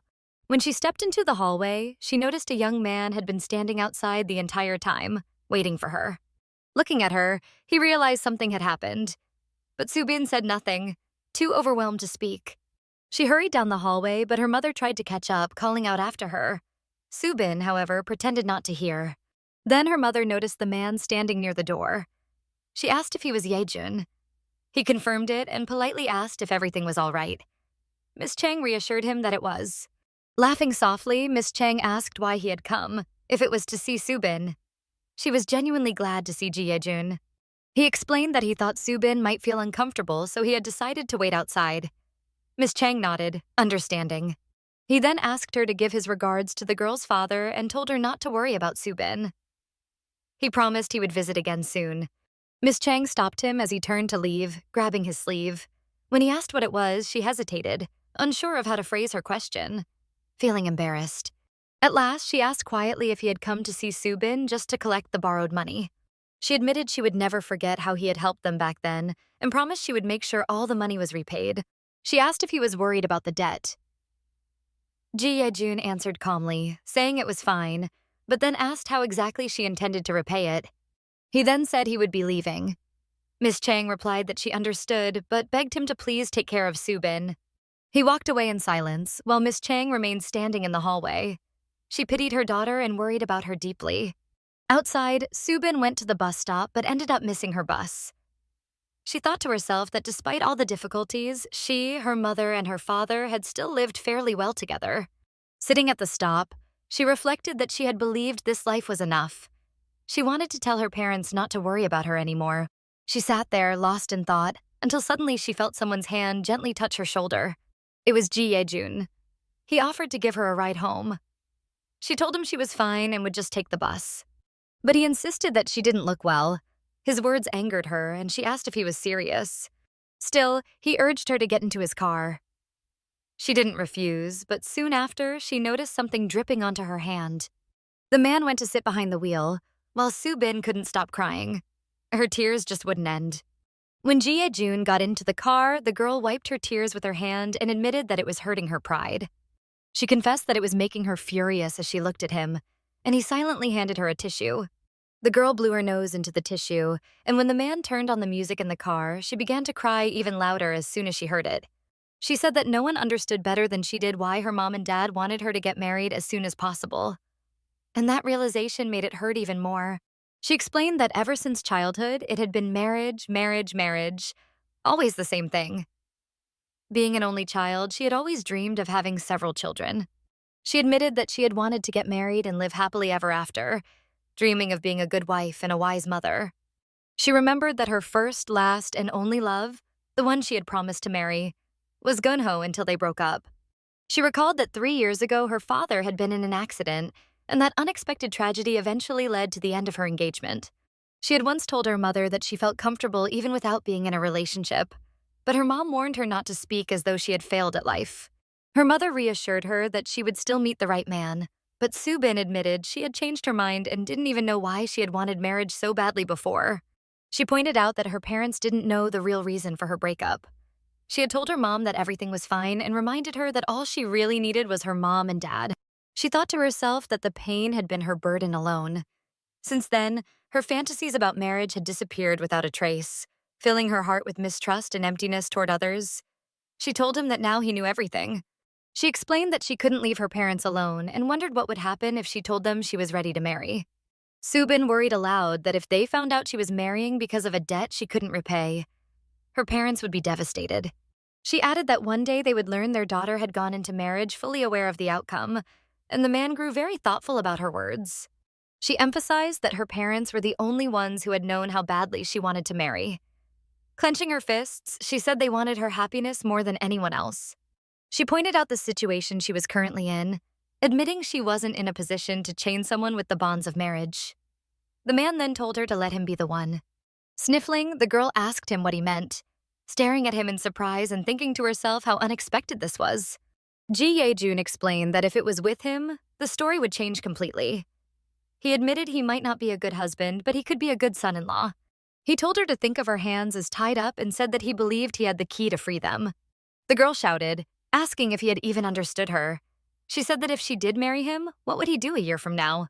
She argued that he would just end up stuck in her parents' hearts, but the man replied that she was the one who didn't understand. Not him. As they kept driving and talking, she clarified that it wasn't simply a matter of paying off a debt. They would be marrying only to live like single people. She explained she wanted to use marriage as a shield against the chains of the marital system. The man said he didn't want to be burdened with a lifelong mortgage and would move abroad once the terms of their contract ended. Ye-jun added that he would come back once a year to see her parents. He reassured her there would be plenty of reasons to visit, so she shouldn't worry. He said they could easily pretend to be a good couple. He told her that if she ever met someone truly good, she just needed to let him know, and he would handle everything for her. The girl said she could judge him for everything, though she was clearly lost and didn't know what to do next. The man told her not to think of it as selling herself, but rather as innovative work, where she would only be trading some sense of self-respect. He called her a model daughter and asked what would happen if he pushed her to the bottom. Outraged, the girl demanded to know what he meant. Ye-jun promised that this marriage wouldn't ruin anyone's life or make anyone unhappy. The girl shouted, asking where his confidence came from, and he answered that he was just trying to convince her to agree. He asked if she had changed her mind, staring at her with such a serious look that it was as if he expected an immediate answer. He told her she looked tempting and admitted it would almost be strange not to accept such terms. He added that if she was too shy, then he'd just have to shake her up with all his strength. He said it was like her last chance, that in fact it was her last chance to accept his proposal, and told her to say so right away if she wasn't going to agree. He warned that if she didn't say anything before he counted to 3, she might lose her chance. Shocked, the girl asked if he meant right now, and he replied that yes, he meant exactly now. He told her he would count slowly, reminding her she'd have plenty of time to refuse if she wanted. After a short pause, he began to count. The girl was extremely confused and didn't know how to respond. When he counted to 3 and heard nothing, he became very angry. The man declared that he had done his part. He wished her a safe trip home and began unbuckling his seatbelt. The girl said she first needed to make sure of something. Surprised, the man asked what it was. She told him he didn't need to know. It was something she had to figure out for herself. He was very surprised. Su-bin then suggested they meet tomorrow after work and told him not to eat dinner because they would go out together. She added that she would buy something delicious for him, so he had better come with an empty stomach. The man promised he would eat however much she wanted and reminded her not to forget her word. She added that she would buy something delicious for him, so he had better come with an empty stomach. The man promised he would eat however much she wanted and reminded her not to forget her word. Ye-jun drove off, while the girl, walking home, was very nervous but eventually thought that maybe it was worth trying. After a few steps, she heard her phone buzz with a new message. It was from Ye-jun, telling her he would pick her up at the hotel after work and that he'd see her tomorrow. Walking home, she thought to herself that it was fine. She just needed to confirm something for herself. The next day, after finishing work, Su-bin left the office. A colleague noticed a handsome man standing nearby. Another colleague shouted to the deputy manager, Su-bin, pointing out the very handsome man standing over there. The coworker exclaimed that it was a jackpot, calling him incredibly attractive. And indeed, the man looked stunning. Ye-jun was truly a striking man. Su-bin laughed and told her colleague that she had rated this attractive man. The coworker replied that he was so good-looking that it made the world worth living in. Su-bin asked her colleague if she wanted her to handle it. The colleague shouted that if Su-bin could really pull it off, she would respect her for the rest of her life as deputy manager. Su-bin, with a sly look, told her to watch how she did it and learn. The colleague said their deputy manager was so cool and wondered if Su-bin would actually get his number. She even suggested they should make bets on it. Someone muttered that it was a shame they couldn't join the bet, then pointed out that the guy had smiled. The colleague, watching, whispered how handsome he was. Su-bin slipped her arm through the man's, glanced back at her colleague, and quietly whispered that the operation was successful. She waved slightly as she walked away, and the colleagues admitted she had really hit the jackpot. Once they arrived at the restaurant, Su-bin called the waiter and ordered a bottle of soju and some chicken feet. Ye-jun was surprised and asked if that was really what she wanted to eat. Su-bin laughed, asking if he had seen their colleagues' shocked faces. She said it was adorable and so funny. Ye-jun asked if it was really that funny, and she confirmed that it absolutely was. When the waiter brought their food, Su-bin exclaimed that it looked delicious. She then asked if he even knew how to eat it. Ye-jun admitted, while opening the soju, that he had never tried it before. Su-bin was shocked but pleased. She told him to try it right away and handed him a chicken foot. He muttered something unpleasant under his breath. Ye-jun said he wasn't going to eat with it, just drink. Su-bin asked if he was really planning to drink on an empty stomach. He reassured her that it would be fine, and she reluctantly agreed. Su-bin was secretly delighted that she had chosen a dish he didn't like. She thought to herself that she needed to get him drunk, but she wasn't sure how much Ye-jun could handle. The more he drank on an empty stomach, the better. Ye-jun, thinking she wouldn't be able to catch him off guard, asked her one more time what her answer would be. Su-bin said yes, but admitted she had a question out of curiosity. He told her to go ahead.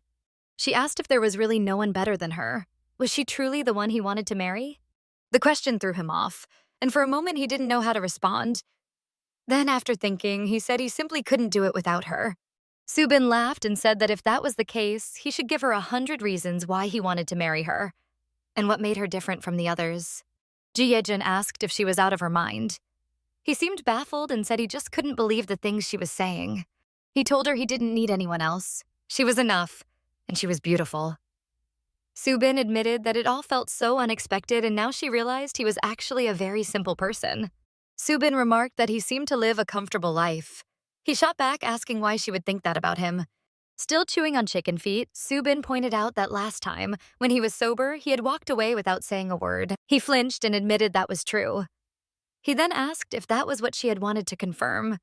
Did she think he was the kind of scumbag who would take advantage of a drunk woman? He pressed further, asking if she had really just wanted to confirm whether they had slept together that night. Su-bin, amused, said he had a good sense of humor and downed a glass of soju. Ye-jun, offended, told her she had completely misunderstood. He said no matter how much he hated himself, did she really think he was trash who preyed on drunk women? Su-bin asked how she could possibly trust him when she remembered nothing at all. He snapped back, asking why she was making a big deal out of something she couldn't even recall. But she reminded him that when she had asked if they had slept together, he had said yes. He froze and asked when he had ever said that. He explained that what really happened was that she had given him a nosebleed when she hit him with her hard head, and he had even cleaned her clothes after she threw up. He said he had tried to take her home so her parents could see how she had been behaving, but he had been so exhausted he just wanted to sleep. He insisted that he had slept on the couch so she wouldn't see him half naked beside her. Su-bin then asked why he had answered yes to her question about them making love. Their argument heated up. Ye-jun shouted that she was the only one causing confusion. Su-bin yelled back that he had confused her from the start and should have explained things properly. He demanded to know what kind of explanation a crying girl fresh out of the hospital would even need. Then, angrily, he told her that to him she wasn't even a woman. Su-bin snapped, asking who did look like a woman to him, and added that he wasn't a real man in her eyes either. She shouted that he was saying she had been the only one drunk. Lifting her hand, she called the waiter and ordered another bottle of soju. Ye-jun asked if she really wanted to get drunk again. He then asked if she had found the answer she had been looking for. Did she still want to get married? Su-bin looked at him with frightened eyes, unable to respond. She realized she finally had to make a choice. Ye-jun stared at her for a long time. He saw she was confused, unable to decide, but he waited patiently for her answer. After much thought, Su-bin finally said she would marry him. He was shocked she agreed. She then asked about the contract. She muttered that this wasn't even marriage, just an agreement. Still, she told him to drink with her to celebrate. Ye-jun laughed and admitted he hadn't expected that. Su-bin poured soju into their glasses but said she didn't want to make a toast. She was already embarrassed enough by what she had done. She told him not to hold back and to drink as much as he wanted. He agreed, suggesting they drink to the last drop. After finishing her glass, Su-bin grew drowsy and laid her head on the table. Ye-jun sat there, wondering what to do next. He reminded himself that she had asked him to leave her, so she shouldn't blame him when she sobered up. Just as he was about to leave, the waiter stopped him, asking if that wasn't his girlfriend and how he could just abandon her. Ye-jun replied that she wasn't his girlfriend. But then he noticed a group of drunk men entering the cafe. Worried for Su-bin's safety, he quickly recalled his driver's number and called him. He ended up carrying her on his back outside. He cursed under his breath, saying his expensive suit was ruined, and asked why he was even carrying Shin Su-bin like this. The driver gasped, asking if the girl was really that drunk. Ye-jun told him to please open the car door. They got in the car and drove off. On the way home, Ye-jun thought to himself that she had better pay him back once she woke up. At her place, he left the drunken Su-bin lying on the floor and walked out of the room. Lying there, Su-bin opened her eyes and thought that if she had known it would turn out like this, she would have become an actress. Then she warned Ye-jun to be careful, but he just laughed, saying she had some real acting talent. Looking at her in surprise, he asked if this was really what she had wanted to confirm. Did she think he was some creep who would take advantage of a drunk woman? The girl admitted she already knew that, but wondered how she could ever trust him. Deep down, she was trying to test him. The man headed to the bathroom to take a shower, while the girl told herself she was going to figure everything out about him that very night. Sitting angrily on the floor, she clenched her fist and tapped her back, muttering to herself that he was just like a stubborn donkey. She shouted in frustration, asking how he dared to toss people away like discarded corn cobs. She remembered the moment in the cafe when he had told her she probably thought he was some kind of scumbag who would take advantage of a drunk woman. With determination, she decided that even if this was only a fake marriage, she had no interest in living with a criminal. Smiling to herself, she felt more determined than ever. She told herself she would show him if he ever tried to do anything strange. Then she heard the door click. She gasped nervously and quickly lay back down on the floor. Pretending to be asleep, she noticed him stepping out of the bathroom and approaching her, with drops of water falling from his wet hair onto the floor. Ye-jun stopped near her and saw her lying on her side. He stared at her for a long while Su-bin wondered why he was looking at her like that. She continued pretending to sleep while Ye-jun wondered why she had shifted positions. Was she awake after all? Carefully, he lifted her off the floor. At that moment, she felt a drop of water fall from his hair onto her face. As he carried her, she caught the pleasant scent of shampoo lingering in the room, while more drops from his hair landed softly on her skin. She thought to herself how lucky it was that he hadn't realized she was awake. But then she noticed he was carrying her toward the bed and realized this might not be such a good thing. While being carried, she peeked slightly and wondered why he had dragged her on his back earlier, if he could carry her like this now. She noted that he wasn't even drunk. When he reached the bed, he simply tossed her onto it, leaving her with an unpleasant sensation. Su-bin lay there, feeling discomfort in her lower back. She thought to herself that he must be an idiot. Why couldn't he just lay her down gently? Later, she noticed him walking over to the hanger where his shirt was hanging. He turned on the iron and began pressing it. Su-bin quietly watched him, finding it oddly satisfying to see the way he took care of himself. After ironing, he began dressing. Droplets of water still trickled down his body. Normally, she didn't have the habit of peeking at people, but tonight felt like an exception. Watching him, she reminded herself that they hated each other, but she couldn't deny he really did take good care of himself. When he finished, he turned back toward her. Approaching the bed, he thought he saw her move slightly. She caught another wave of that shampoo fragrance, but kept pretending to be asleep. Ye-jun lingered, staring down at her thoughtfully. She started breathing deeply to keep up the act, and he quietly sat on the bed beside her. He leaned closer, trying to make sure she was really asleep, and then began trying to wake her. His hands touched her face in an attempt to rouse her. She thought to herself, wondering where his hands were going, and it seemed to her that he was finally showing his true colors. He told her she should be grateful that he had carried her on his back, because otherwise she would have been in serious trouble. He tapped her forehead with his finger and remarked that although she was an adult, the only thing she was good at was drinking and passing out, and that it really annoyed him. After saying that, he stood up from the bed and, without another word, slowly walked toward the exit. The girl slowly opened her eyes, watching him leave, wondering if he was really going to walk away just like that. A single tear slid down her cheek. Holding her forehead, she suddenly sat up on the bed and cursed him, calling him a jerk for hitting her and saying it actually hurt. Still clutching her forehead, the girl grew furious, realizing that nothing had happened and that her plan had failed. She still couldn't remember what exactly had happened that day, but she recalled that Ye-jun had also tried to wake her when they returned home. She remembered him sitting beside her when she felt unwell after drinking too much and when she eventually threw up. She recalled him removing all of her dirty clothes and taking them to the bathroom to wash, since they smelled terrible. After piecing everything together, she began smiling. Now she was confident nothing had happened that day, and she had nothing to worry about. Picking up her phone with a smile, she called Ye-jun. He hadn't expected her call and told her he thought she had still been drunk.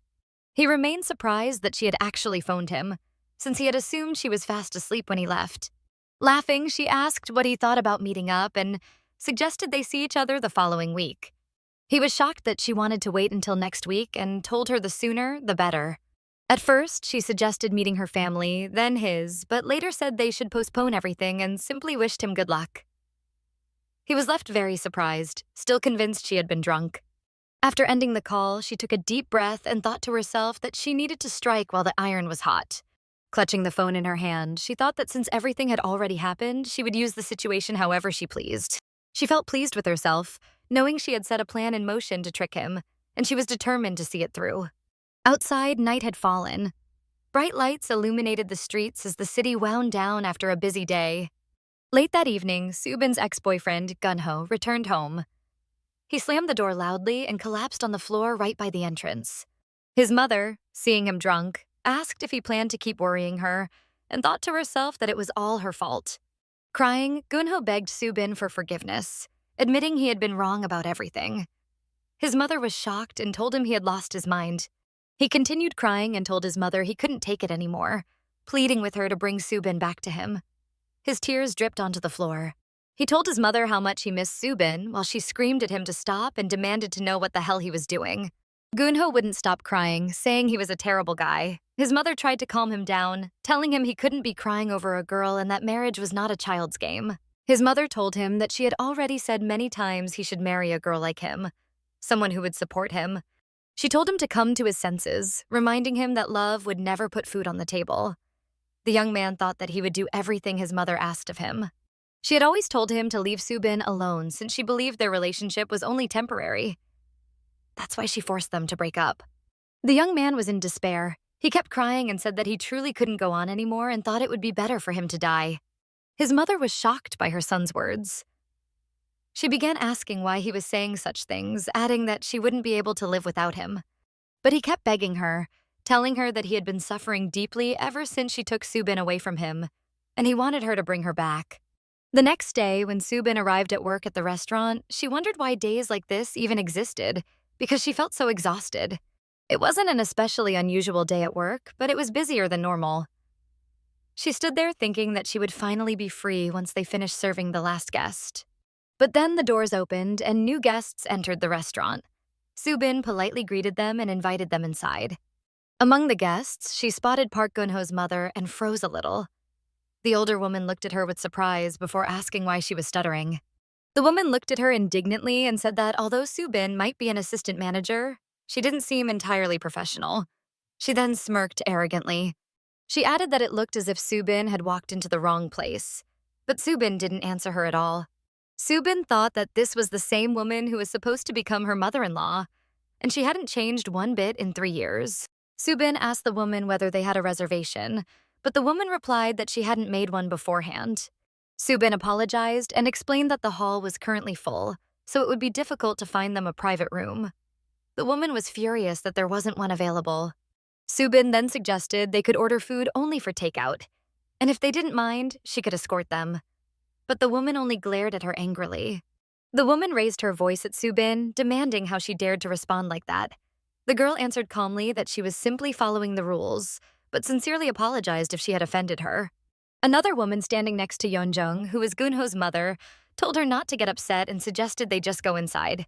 At that moment, a young man approached, apologized, and asked if there was any way he could help. The woman asked if he was the executive director there, and he confirmed that he was. Then she demanded to know what the hell they were teaching their employees. The man explained that Su-bin hadn't been able to respond properly to the guests, which was why she said it would be hard to find a free room. He then apologized again. The director offered to personally escort the guests, but the woman then asked if she didn't deserve a proper apology directly from Su-bin. Su-bin walked up to her and politely apologized, thinking it would be better to quickly apologize in a situation like this. Then she looked at this woman and thought that since she already knew Su-bin worked there, what kind of service had she been expecting? The woman hated Su-bin deeply. Su-bin thought that she and Gun-ho had broken up a long time ago, so what could have possibly brought her here now? A little later, the director called for Su-bin. When she came over, he explained that the client insisted only she serve them and asked if she would be okay with that. Su-bin told him not to worry, that everything would be fine. She thought she needed to finish this unpleasant task quickly. Knocking politely, she opened the door to the room where the guests were waiting. Entering, Su-bin apologized and announced that she had brought their order: crab meat soup. Gun-ho's mother looked at her strangely, then asked how her father was doing. Su-bin answered that he was much better now. The woman said, "Thank God," and then asked about her mother. The woman suspiciously asked if her mother was still selling tteokbokki near the school. It sounded almost like she was mocking her. Su-bin didn't reply. The woman pressed further, asking why she wasn't answering. Was it because the question embarrassed her? The girl was about to respond, but then Gun-ho's mother's friend interrupted and asked if she knew this girl. The woman answered that Su-bin had chased after Gun-ho for a while. The woman added that she never understood how a girl carrying trays in a restaurant could have even known about Jeju Island. Outraged, she declared that such a girl had no right to bother her son and looked sternly at Su-bin. Su-bin lowered her head slightly, then told them to enjoy their meal and left the room. As she stepped out, she heard the woman remark that she had worked hard, and Su-bin thanked her. After dinner, when the guests were about to leave, the director asked if they had been satisfied with the service. Ye-jun answered that she supposed they had. Then the woman turned back, looked at Su-bin, said she had almost forgotten, and handed her a tip. She told Su-bin that she must have been tired after standing all day and that her legs probably hurt, so she should take a taxi. The woman then asked if perhaps Su-bin didn't want to accept tips from a guest like her. Su-bin stayed silent. The woman continued, saying that even if the girl felt she didn't deserve it, she actually did, and should accept it. Later, Su-bin asked the director if he could make sure she wouldn't have to serve them again, but he replied that the woman had only been trying to get under her skin and she shouldn't let guests like that hurt her self-esteem. Su-bin assured him that she was fine and told him not to worry. She believed that serving a woman like that only made her self-esteem stronger. Otherwise, she would have been crushed a long time ago. After a hard day's work, Su-bin was finally ready to go home. She walked through the restaurant's large, beautiful lobby. She was certain she wouldn't run into anyone else that day. But in the lobby sat Ye-jun, sipping coffee. The woman called her over and gave her a sharp look. She asked if Su-bin could spare a few minutes.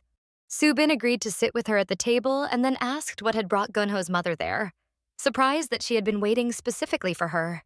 Su-bin listened carefully, and the first thing the woman asked was how long she planned to keep working there.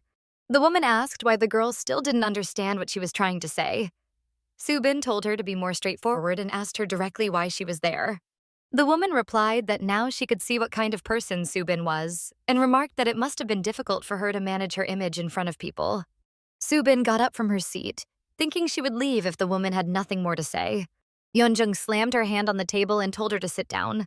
Then she yelled that how dare Su-bin try to leave while someone older was speaking to her. She shouted after her that this was how her parents had taught her and that she hadn't finished speaking yet. Su-bin only smiled. Ye-jun scolded Su-bin about how Gunho had a job and asked if she didn't realize that carrying plates like that was a bad idea.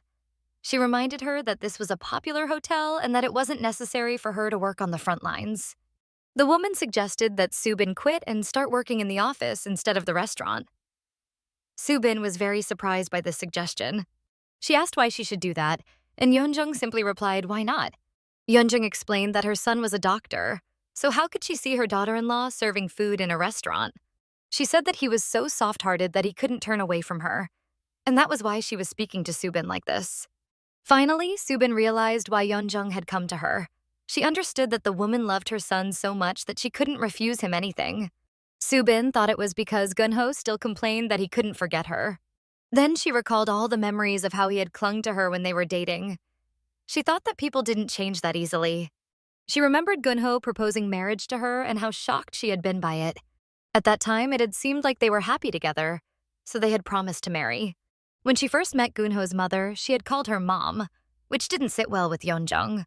Ye-jun told Su-bin that she was not her mother and asked if she was really planning to marry Gunho. The woman said she was afraid someone might hear her and warned Su-bin not to call her that again. These had been the first words she heard upon entering their home. Su-bin thought that the moment her son had disappeared from view, Ye-jun had changed completely. After the unfortunate accident with Su-bin's father, she had asked her to break up with Gunho as if she had been waiting for it. All of this got on her nerves, and Su-bin thought that Ye-jun really was still a bad person. Then the woman started shouting that Su-bin had laughed at someone older than her and that she now seemed ridiculous in front of her. Su-bin responded that she hadn't seen her in 3 years and that her unexpected remark seemed a little sarcastic. She adjusted her hair and asked what would happen if she didn't change jobs. Then she angrily asked Ye-jun who she was to tell her what to do and what not to do. Ye-jun yelled at her for calling her Madam, but Su-bin explained that she didn't know whether to call her the client or the mother of her client. The woman became even angrier, screaming that Su-bin had gone crazy. Ye-jun shouted that Su-bin hadn't even said anything in the restaurant, and how dare she speak like that? Su-bin calmly replied that that was exactly what she had done. Su-bin pointed out that even 7-year-olds knew it wasn't right to cause a scene, cry and shout in a restaurant to get what they wanted, calling it childish behavior. The woman was outraged by this. Su-bin picked up her bag, slung it over her shoulder, and proudly said that she hoped they would never meet again in the future. Then she turned to Ye-jun and said that she should be ashamed of her behavior as an adult. She added that it was shameful that Ye-jun didn't realize she had made a spectacle of herself. The woman yelled that Su-bin thought she was wrong. Su-bin warned her that if she came back again, she would call the police and that she should remember that. Ye-jun screamed that she shouldn't think her son would stay with her after the way she had treated his mother. She shouted, asking if Su-bin wanted to hurt her again. Su-bin paused for a moment, then replied that she needed to be careful with her words. In her thoughts, Su-bin silently thanked her ex's mother for deciding to live alone for the rest of her life. She asked Ye-jun if she didn't think she should reflect on her words if she wanted to live a long and happy life with her son. Ye-jun was furious to hear such words from Su-bin. Then Su-bin's phone rang. She picked up and called the caller, honey. It was Ye-jun. He was surprised and asked if her ex had come back. Su-bin explained that this time it was her ex's mother. He asked where she was, and she replied that she was at the hotel lounge cafe. He said he would come over soon and asked if he could come in, but Su-bin told him to wait outside and that she would be out in a minute. Su-bin thought about how she would be getting married soon and that if it weren't for her ex's mother, She would never have met her fiancé. Yeonjung looked at her, clenching her lips in anger. Su-bin slightly nodded, smiled, and said that she truly appreciated her help. As she tried to leave, her ex's mother still tried to stop her and asked why she was doing this. Su-bin then took the money the woman had left as a tip, returned it, and told her she didn't need it. She said she didn't want to discuss anything further and left. Yeonjung stood holding the money, angrily shouting at how Su-bin dared to do that. She warned Su-bin not to think she would stay calm after all the insults, telling her she had made a big mistake. The woman ran outside quickly, warning Su-bin that she wouldn't let it go if she acted that way. Slamming the door loudly and chasing after her, she shouted that Su-bin would never meet a good man. When Su-bin ran outside, she saw a handsome young man greet her and hug her. The young man and Su-bin stood hugging, looking very much in love, which infuriated Yeonjung even more. The young man glanced at Yeonjung, smiled slightly, and tilted his head as if greeting her. The woman stood frozen, staring at them in shock. Ye-jun behaved very kindly toward Su-bin. The young man opened the car door for her politely, and Su-bin got in. The furious woman stood by the cafe entrance, silently watching them drive away. Su-bin felt very satisfied that Ye-jun had arrived at the perfect moment in front of Miss Moon. Looking at the man, Su-bin thought that she hadn't wanted to force herself to perform in front of Yeonjung, and that what she had done was more than enough. She thought that Yeonjung was the type of person easily influenced by appearances. Su-bin felt uneasy, worried that Yeonjung might form opinions about her relationship with Ye-jun. Goosebumps ran across her skin as she realized how close she had come to stepping into a house ruled by such a mother-in-law. For a brief moment, she even thought that marrying Ye-jun might turn out 100 times better than she had imagined. Su-bin started laughing, which surprised Ye-jun. He wondered why she was laughing, asking if she had lost her mind. She reassured him that everything was fine, that she just found it funny. She asked him, out of curiosity, if he had felt the same way when he had defeated the student council presidential candidate. He was surprised by her sudden question.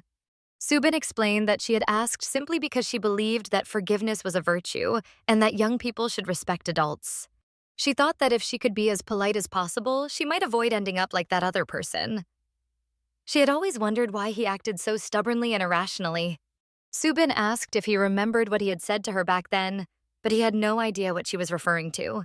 Su-bin was irritated by his words. She said that he mentioned that losing could also be a win, that forgiveness was a virtue.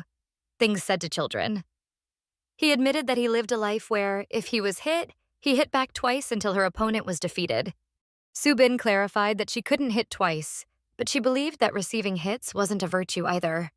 Ye-jun was taken aback by her remark and replied that if she had listened to him properly, she could even receive rice cakes in her sleep. Su-bin felt satisfied with the conversation, smiled, and commented on how interesting it was that they had reached such conclusions. She concluded that agreeing to marry him wasn't such a bad idea after all. Ye-jun smiled, then looked out the car window, noting that the weather had changed and that it would probably snow tomorrow. When they arrived at the meeting place, Su-bin wondered why she felt so nervous, even though he was the one meeting her parents. Before meeting Ye-jun, she had warned her mother that she had someone she intended to marry and that he would soon come to greet them. Her mother scolded her, calling her a shameless girl, thinking Su-bin was in trouble. Su-bin tried to explain that things weren't as her mother assumed. Only a few days earlier, Su-bin had promised to remain single, so she felt she deserved her mother's reaction. She hadn't even had the chance to tell her mother that her fiancé was Ye-jun. When they reached the door, they rang the bell. Su-bin later asked what his parents had said when he told them about the visit. Ye-jun replied that nothing in particular had happened. She asked what his parents liked and what she should bring. He explained that it was fine since his mother and younger siblings were on vacation. Ye-jun added that they would meet his father tomorrow.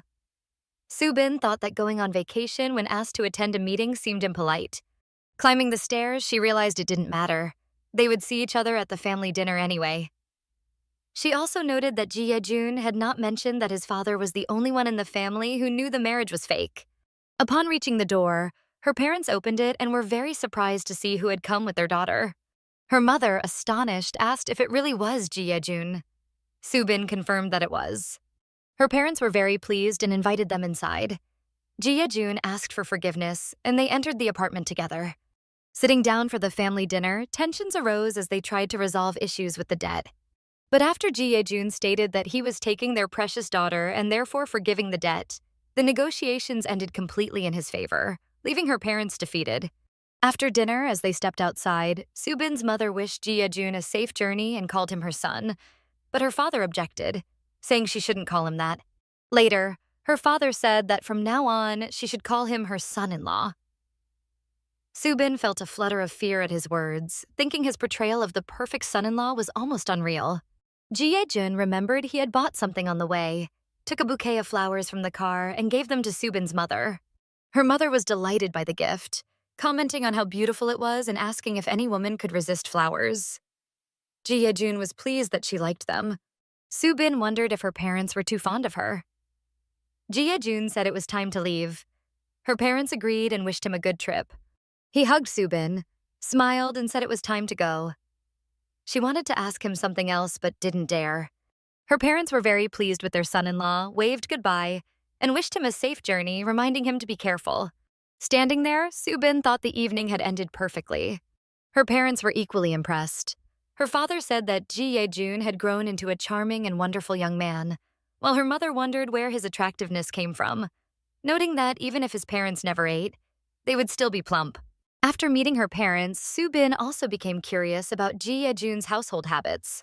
She appeared slightly tense, knowing it was time to greet the man's family. Seeing his house, she was surprised at its enormous size and felt small within it. Entering the grand living room, Su-bin became nervous. A maid approached them and said that the master was waiting in the dining room. In the dining room, Ye-jun's father politely welcomed them. Su-bin introduced herself, and his father responded that it was a pleasure to meet her. She made a very pleasant impression on him, and he wished them all the best in their family life. Su-bin had been worried that Miss Moon's previous behavior might mean this person would treat her poorly, but there was no such problem. After the required greetings, the conversation didn't progress further. Su-bin noticed that the men seemed uncomfortable around each other. It looked as if they weren't interested in each other's affairs.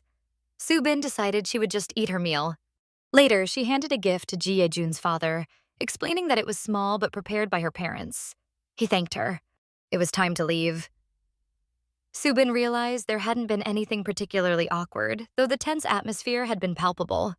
Walking down the road, Su-bin looked at Ye-jun and wondered if the atmosphere in his house had always been like this.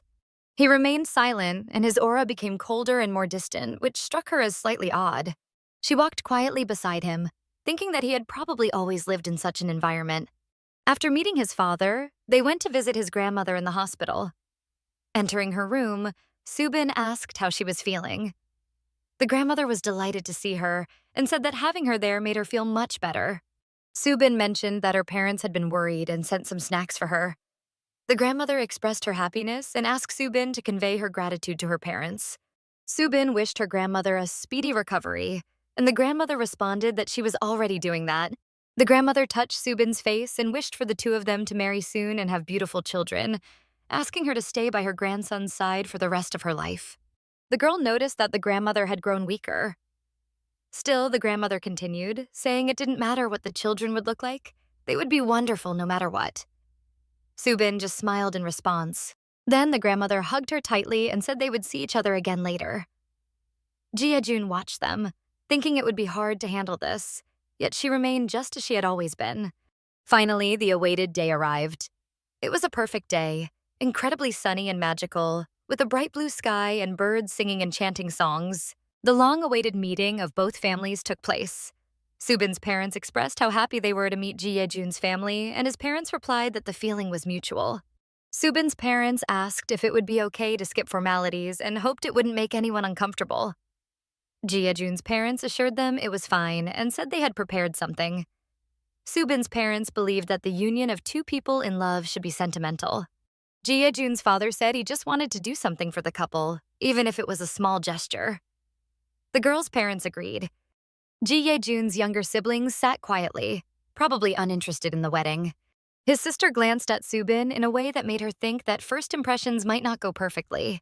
After the introductions, the parents wished each other well. Ye-jun's father said their daughter was lovely and thanked them for allowing her to become part of their family. Su-bin's parents expressed their gratitude for the warm welcome. Ye-jun's father shook hands with Su-bin's father, saying it was a great honor to welcome her into their family. The long-awaited wedding day arrived. There was a lot of hustle and bustle, and once Su-bin put on her veil, she was ready. Su-bin's mother, Seeing her daughter in a white wedding dress couldn't hold back tears of happiness. Su-bin was surprised by her mother's tears, but her mother insisted it was fine. Su-bin smiled and teased her mother not to be so dramatic, joking that she might cancel the engagement because of it. Her father, seeing her, was speechless, saying she looked incredibly beautiful. Su-bin indeed looked stunning. She gazed at herself in the mirror and thought that she had waited for this moment her entire life. She imagined the moment the curtain would rise and reveal her in the pure white dress. She would stand before her groom, who would fall in love with her all over again, perhaps a bit overly dramatic in his reaction. This was the image she had pictured. But at that moment, everything reminded her that this was only a fake marriage with selfish motives. Still, she thought it was fine. Her mother was there, and that was enough. Upon arriving at the venue, the groom was invited to enter first. The bride and her father waited by the door, while the ceremony host announced that the bride's entrance would be soon. Her father held her hand, trembling from excitement, but Su-bin reassured him with a smile, telling him to relax. He admitted that he wanted to walk his daughter down the aisle without a single mistake, practicing for days so he wouldn't limp. Finally, the bride entered the grand hall with her father. As the wedding music played, her father told her to be happy, and tears formed in her eyes. She thought to herself that everyone there had chosen to be happy, yet for some reason she felt guilty. Giving his daughter into the groom's hands, her father told him to take care of her. But Ye-jun, looking at them, didn't respond, simply at a loss for words while gazing at his bride. When he took Su-bin's hand, he noticed tears slowly streaming down her face. They first asked the groom if he agreed to take Su-bin as his lawful wife, promising to care for, cherish, and love her through joy and sorrow for the rest of his life. He agreed. Then it was the bride's turn. She was asked if she agreed to take Ye-jun as her lawful husband and to care for, cherish, and love him through joy and sorrow for the rest of her life. She agreed. After such vows, an incredibly beautiful song played for them at the altar. Su-bin thought that, like modern brides, she would also love to dance. She inhaled deeply, thinking she could ask a friend to sing a wedding song for her. Ye-jun noticed her tears and asked why she was crying. She denied it, insisting she was fine. The groom gently wiped her tears with his hand, smiled, and told her not to cry. He added that when she cried, it looked worse in photos, so he asked her to smile. At first, his words annoyed her, but then she smiled and thought how strange guys could be. Their wedding ceremony concluded successfully. The bride and groom looked absolutely perfect. After the ceremony, the newlyweds prepared for their honeymoon. Sitting on the plane, Su-bin reminded Ye-jun to keep his promise. She asked him about his vow that he would be the best son-in-law while they were married. Ye-jun reassured her that he had kept his promise. As they spoke, the plane was preparing for takeoff. Su-bin seemed frozen in her seat, and the man told her that no one would be unhappy in their marriage. On the plane, Su-bin appeared tense. He asked what was wrong, noting she looked like she had never flown before. She laughed and admitted it was her first time. Once the plane took off, she thought she should have flown earlier if she had the chance. At first, she was slightly scared, but looking out the window, she was amazed by what she saw. She stared in awe, mouth open, captivated by the incredible night view. Su-bin looked at Ye-jun, and he handed her a can of drink, suggesting that she just drink it quietly without making a fuss. She gladly agreed to drink it with him, feeling very tired and in need of calming down a little. She thought to herself that this was an unplanned honeymoon, but it was still a trip. As they flew, Su-bin felt incredibly happy because nothing like this had ever happened to her before. She couldn't wait for the plane to land. The flight took a long time, and Su-bin grew tired and began to drift off to sleep. She slowly rested her head on the man's shoulder and fell asleep. Ye-jun didn't like it at all and felt very irritated. He lightly nudged her with his hand, and she leaned to the other side. He thought to himself how heavy she was.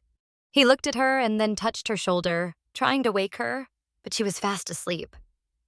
The plane continued its journey. Finally, morning came. Su-bin woke up and, stepping off the plane, saw breathtaking scenery. Palm trees, a blue sky, and the bright, blazing sun. Su-bin was overjoyed and nearly breathless at the sight, as this was her first vacation of this kind. In front of her was the stunning Waikiki beach, scorching sun, white sand, and unbelievably blue water. She stood at a luxurious hotel, feeling incredibly happy to be on her honeymoon in Hawaii. Ye-jun approached with 2 keys to different rooms, telling her to enjoy herself for all 5 days. They went to their respective rooms, agreeing not to run into each other for the next 5 days. Su-bin entered her room and initially felt a bit annoyed. Her cheeks flushed and she seemed somewhat flustered.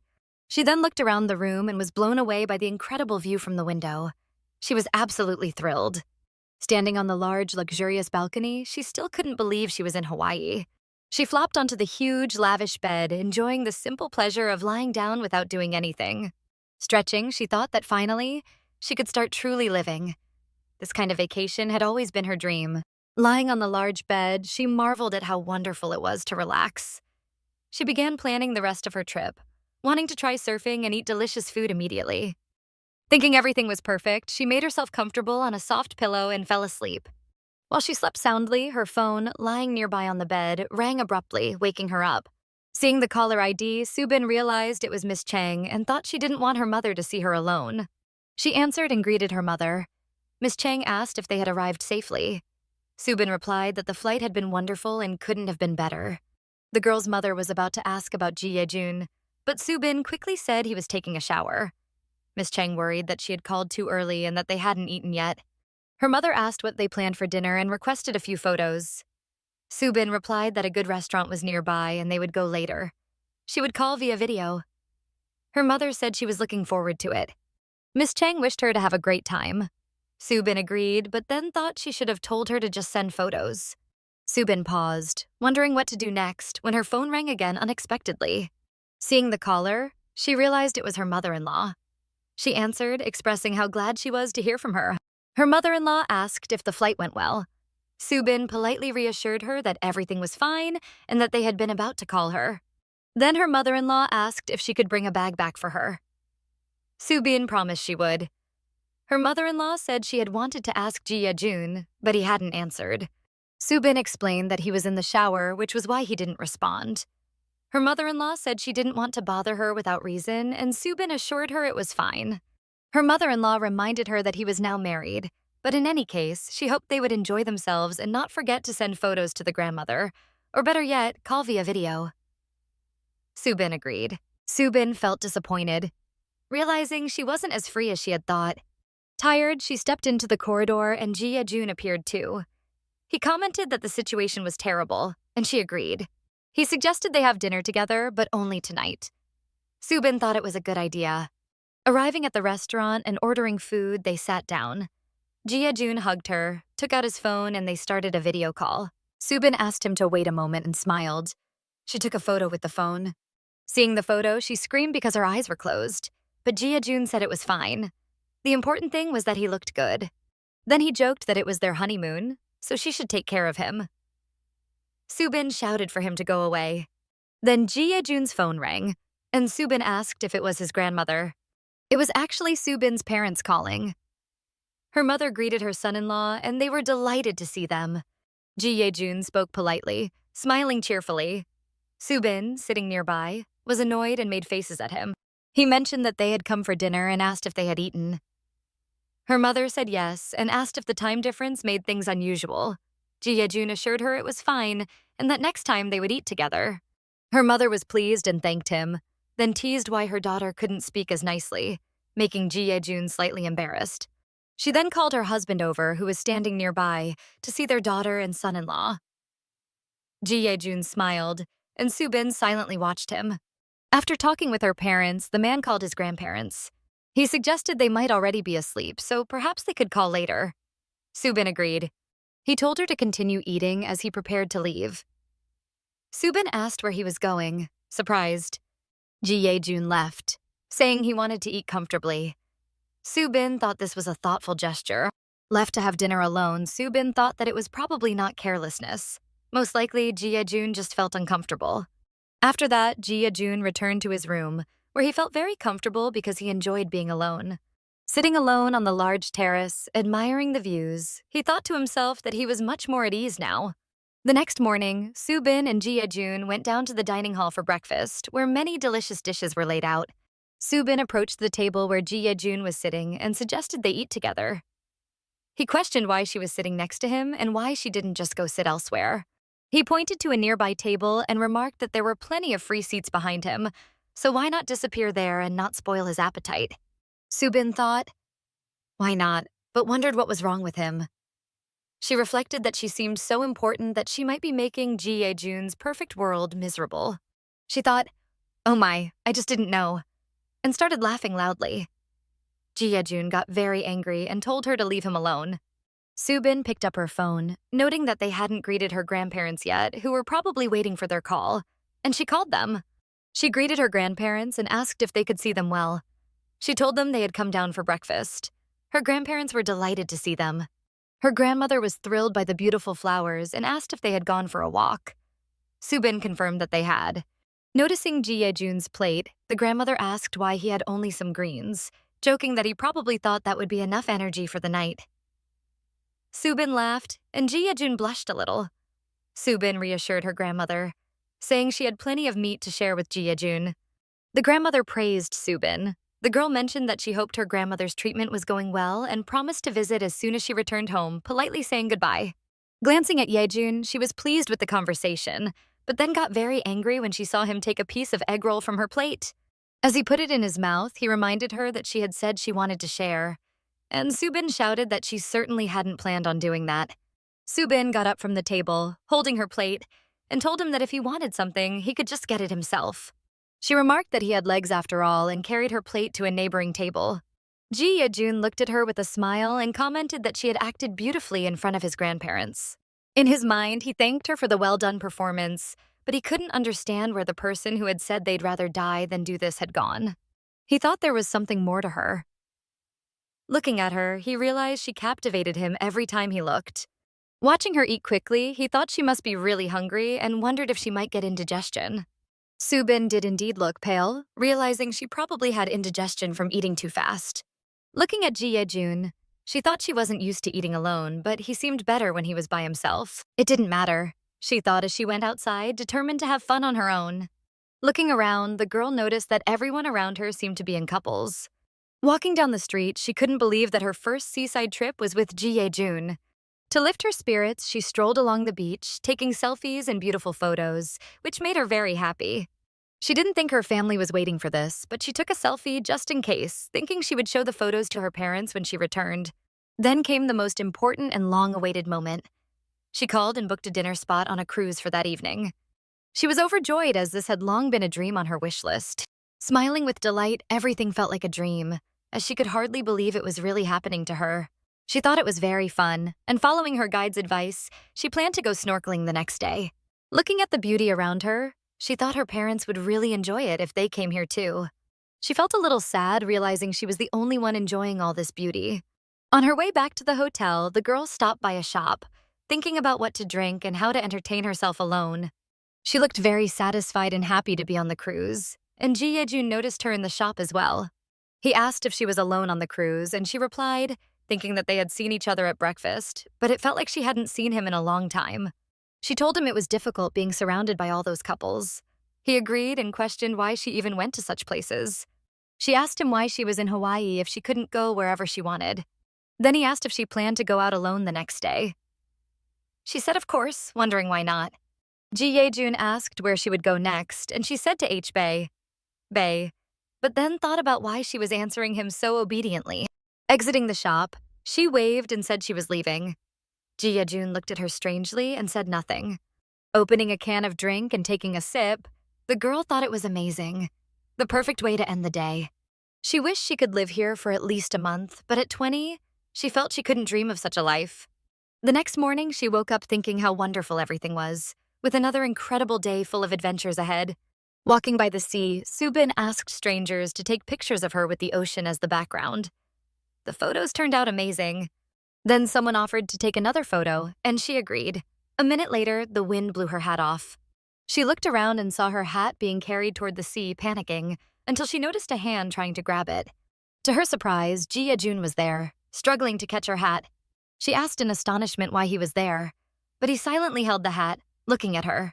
Thanks for watching. If you enjoyed this review, don't forget to like, subscribe, and hit the notification bell so you never miss a new video. Let me know in the comments what you thought of this story and what manhwa you'd like to see next. See you in the next installment.